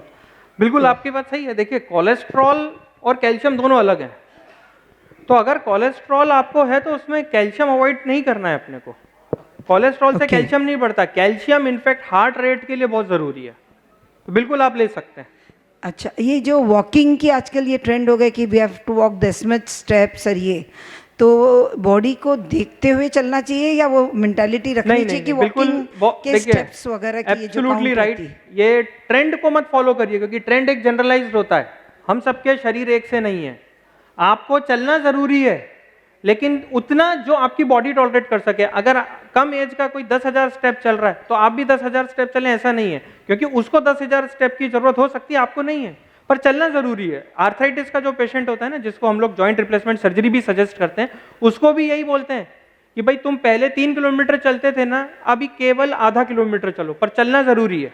तो चलिए आपकी बॉडी और रिक्वायरमेंट के हिसाब से। और ये जो पैर के ऊपर पैर रख के अपन सिटिंग पोस्चर में बैठते हैं, इज इट राइट? नहीं, राइट और रॉन्ग नहीं है, एडवाइजेबल नहीं है। देखिए, कोई भी चीज लॉन्ग टर्म में करेंगे तो उसका इफेक्ट आता है। तो मैं ये नहीं कहूंगा कि ये राइट या रॉन्ग है, पर ये एडवाइजेबल नहीं है आपके नी और बैक के लिए। एक बात डॉक्टर साहब, आपने जो पानी के लिए बताया है, जी तो आजकल पानी भी कोई खड़े पीता है, कोई ऊपर से जी जी जी पीता है, इसका हाँ। भी कोई स्टाइल हाँ, है? इसका एक्चुअली ऐसा बोलते हैं कि अगर आप खड़े रह के धीरे धीरे पानी पिए या बैठ के, पानी पीने का तरीका है धीरे धीरे पानी पीना चाहिए। अगर आप गर्म पानी भी पी रहे हैं तो ऐसा नहीं है कि एक साथ पी लिया, उसको सिप बाय सिप धीरे धीरे आराम से बैठ के पानी पीजिए। अब खड़े रह के पीने में और बैठ के पीने में हालांकि इतना कोई अंतर नहीं है, पर कुछ स्टडीज ऐसा बोलती है बैठ के पीने से उसका असर ज्यादा होता है। पर आप कैसे भी पीजिए, नहीं नहीं ऐसा करने की जरूरत नहीं, आप नॉर्मल पानी भी पी सकते हैं, लेकिन धीरे धीरे पीना है। गर्म पानी या कुनकुना भी पानी तो उसको एक साथ मत पी जाइए, क्योंकि बॉडी का जो मेटाबॉलिज्म है वो धीरे धीरे इफेक्ट होता है। तो सिप बाय सिप पीजिए। ऐसा कहते हैं कि एक बार D3 की डेफिशिएंसी हो गई, फिर सनलाइट लेने पर भी D3 डेफिशिएंसी खत्म नहीं होती है, वो सही है? नहीं, D3 की डेफिशिएंसी एक डिजीज का सिम्टम है ना, आप D3 का सप्लीमेंट लीजिए, वो ठीक हो जाएगा। हाँ, उसको मेंटेन करते रहना जरूरी है। हाँ, नमस्ते सर। सर आपने गद्दे के बारे में बताया तो साथ में पिलो भी आता है, कोई हाँ। बोलता है पिलो नहीं लगाना चाहिए, पुराने जमाने में कड़क पिलो होते थे, अभी वो सॉफ्ट का ऐड आता है, पिलो के लिए अगर पिलो कुछ लेना बता चाहिए लेकिन पतला और हार्ड पिलो। हमारी गर्दन जब भी पिलो लें तो इस बात का ध्यान रखना चाहिए कि जो हमारी बॉडी और जो नेक है उसका एंगल चेंज नहीं हो जाता। बहुत थिक पिलो लेने से बॉडी इधर और नेक ऐसी, उससे सर्वाइकल स्पॉन्डिलोसिस का चांस पड़ता है। तो पिलो लीजिए लेकिन पतला और कड़क। अगले साल में एक डॉक्टर श्वेता का फिर से सेमिनार रखेंगे, बराबर सबको लाइन में लाएगी डॉक्टर श्वेता। पहले एक सेमिनार हो चुका है। बहुत बहुत आप सबका आभार। बस ये लास्ट क्वेश्चन जी। विनेगर के बजाय एप्पल ले सकते? नहीं नहीं नहीं, दोनों चीजों में डिफरेंस है साहब। हाँ एप्पल अलग है और एप्पल साइडर विनेगर अलग है। हाँ, आप बिल्कुल एप्पल साइडर विनेगर जो रहता है उसकी कंपोजिशन अलग होती है, उसमें विनेगर एक एसिड होता है, वो आपको हेल्प करता है। हाँ, वो बनता है एप्पल के से ही है लेकिन एक्सट्रैक्ट करके लिया जाता है। और कई लोग लेफ्ट साइड सोने का बोलते हैं। बिल्कुल सही बात है, लेफ्ट साइड सोने से हमें एसिडिटी नहीं होती, हमारा पेट जो है वो लेफ्ट साइड में जाता है तो एसिड रिफ्लक्स नहीं होता है। बिल्कुल सही बात है। अगर आपके पास ऑप्शन है आप सो सकते हैं तो लेफ्ट करवट पे सोया करिए। हाँ Shweta. Good morning sir. Sir patients को यूरिक एसिड हाई होता है और उसके बावजूद उनके में प्रोटीन की कमी होती है, तो उस केस में क्या करना चाहिए? मतलब प्रोटीन लेना चाहिए कि नहीं नहीं नहीं, प्रोटीन की कमी अगर है और यूरिक एसिड हाई है तो you have to give priority to uric acid, क्योंकि यूरिक एसिड ना केवल जॉइंट में जमा होता है, वो दूसरे बॉडी ऑर्गन्स में भी जमा हो सकता है। हाँ, प्रोटीन आप मॉडरेट कर सकते हो, जैसे मैंने आपसे कहा कि प्रोटीन सप्लीमेंट लेने की जरूरत नहीं है। आप जो दाल और पालक वगैरह है इसको मॉडरेशन में आप ले सकते हो, लेकिन प्रायोरिटी अगर देनी है तो it is uric acid. Last question Shri Narayan ji. और हमारा अगला सेमिनार की डेट पुनः नोट कर लें, दशहरे के बाद 5 अक्टूबर, दशहरे के बाद 5 अक्टूबर बराबर 3 महीने बाद। रूमेटॉइड आर्थराइटिस का कोई विंटर सेशन, विंटर सीजन से कोई कनेक्शन है कि उस समय ज़्यादा होता है और बाद में कम होता है? नहीं, रूमेटॉइड आर्थराइटिस का विंटर सीजन से कनेक्शन है कि अगर रूमेटॉइड आर्थराइटिस है तो वो फ्लेयरिंग अप हो जाती है उसकी।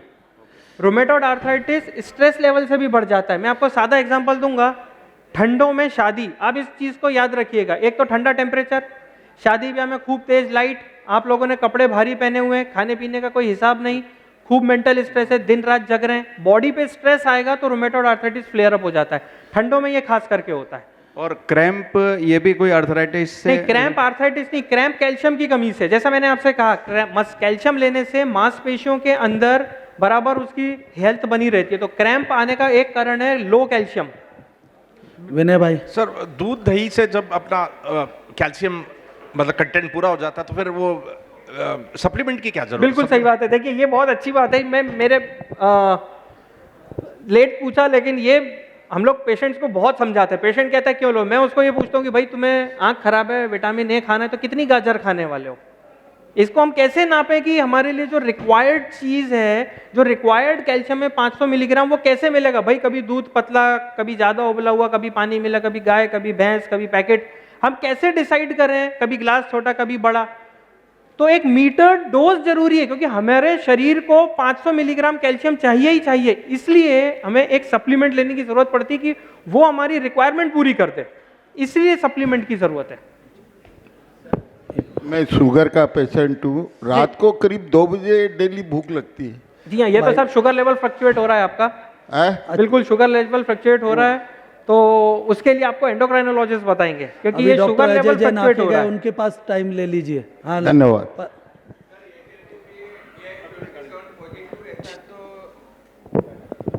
हाँ, HLA-B ये 27 पॉजिटिव रहता है तो उसको नेगेटिव कैसे कर सकते हैं सर? नहीं साहब, देखिए ये चीज़ मेरे को मरीज को समझाने में मुझे दुख भी होता है, लेकिन जो बात है वो ये है कि अगर बाई चांस, एग्जांपल देके समझाता हूँ, सपोज करिए आपका ब्लड ग्रुप क्या है? O positive. अब आपने कहा मुझे O पॉजिटिव ब्लड ग्रुप नहीं चाहिए, मेरे को तो A पॉजिटिव चाहिए, क्या वो संभव है? नहीं। तो HLA-B27 पॉजिटिव एक फैक्टर होता है जो हमारी बॉडी में, वो कभी भी नेगेटिव नहीं हो सकता साहब, वो कम हो सकता है पर नेगेटिव नहीं होता। पर HLA-B27 पॉजिटिव है, इसका मतलब ये नहीं कि मरीज को बीमारी है, ये बात भी ध्यान रखिएगा। सिर्फ HLA-B27 पॉजिटिव हो जाने से एनकालोजिंग स्पॉन्डिलाइटिस है ऐसा नहीं होता, इसलिए उससे घबराने की जरूरत नहीं। अगर सिम्टम आ रहा है तो ही वो बीमारी है। Last question. डॉक्टर साहब गुड मॉर्निंग। हाँ जी, गुड मॉर्निंग। ये दूध दही रागी बोले आपने और पनीर बोला, खैर पनीर आजकल नकली आता है, लेकिन लोग बाग जब शादियों में जाते हैं ना, ज़रूरत से ज़्यादा पनीर, भाई पनीर जो बोला है डॉक्टर साहब ने तो खा लो, तो कहाँ तक है? और पनीर हालांकि मैं तो नहीं खाता हूँ, चाहे शादी में चाहे घर पे भी, पर कहाँ तक जरूरी है पनीर और कितना? पनीर देखिए बहुत ज़रूरी है। पनीर सुपर फूड है। वेजिटेरियंस के लिए पनीर से बेहतर प्रोटीन कुछ नहीं है। 100 ग्राम से 150, देखिए हमारे शरीर के हिसाब से प्रति वेट के हिसाब से 1 ग्राम पनीर प्रोटीन की ज़रूरत है। अगर कोई 70 किलो का है तो 70 ग्राम प्रोटीन उसको चाहिए। पनीर का 100 से 200 ग्राम जो है आपको 20 ग्राम प्रोटीन देता है। कैलकुलेशन में जाने की जरूरत नहीं है, पर 2 या 3 पैकेट का पनीर अगर आप बनाते हैं तो वो आपके लिए सफिशिएंट है। इतना नहीं तो भी पनीर एक सुपर फूड है, वो सबको लेना चाहिए। घर पे बना के आप यूज कर सकते हैं, उसके लिए बाजार की जरूरत नहीं। आप घर में दूध बुला के वो तो दूध से ही बनता है पनीर, तो दूध, हाँ शादी में मत खाइए, घर पे खाइए बना के। वो तो मैंने कहा दूध से भाभी ही जी के बनता है हाथ का पनीर ज्यादा अच्छा लगेगा, कुछ दिन खा के देखिए। चलिए बहुत बहुत आप सबका आभार। बहुत ही सरल शब्दों में डॉक्टर धीरज जी रस्तोगी ने, डॉक्टर आप्टे का स्पेशल कमेंट था कि बहुत ही बेसिक जानकारी दे रहे हैं। आप लोगों की जानकारी के लिए इसकी पेन ड्राइव उपलब्ध हो जाएगी 1 हफ्ते बाद, और अगले सेमिनार में या हमारे ऑफिस जो भी मैं मैसेज देता हूं, तो जब भी आप लोगों को जरूरत हो इसकी पेन ड्राइव उपलब्ध रहेगी न्यूनतम शुल्क के साथ, क्योंकि अभी हमने फ्री में देना बंद कर दिया है। फ्री में जो है वो आपका ये सेमिनार है, फ्री में आपका सेमिनार जिसमें आइए, फ्री लेके जाइए, फिर जरूरत पड़े तो पेन ड्राइव के माध्यम से आप लोग ले सकते हैं। बहुत बहुत धन्यवाद, बहुत बहुत आभार आप सभी का, डॉक्टर रस्तोगी जी का, doctor Apte, doctor Ajay Jain, doctor Shweta, Mukesh ji Parashar, और आप सबका विशेष रूप से बहुत बहुत आभार। जय श्री कृष्णा, गुड आफ्टरनून।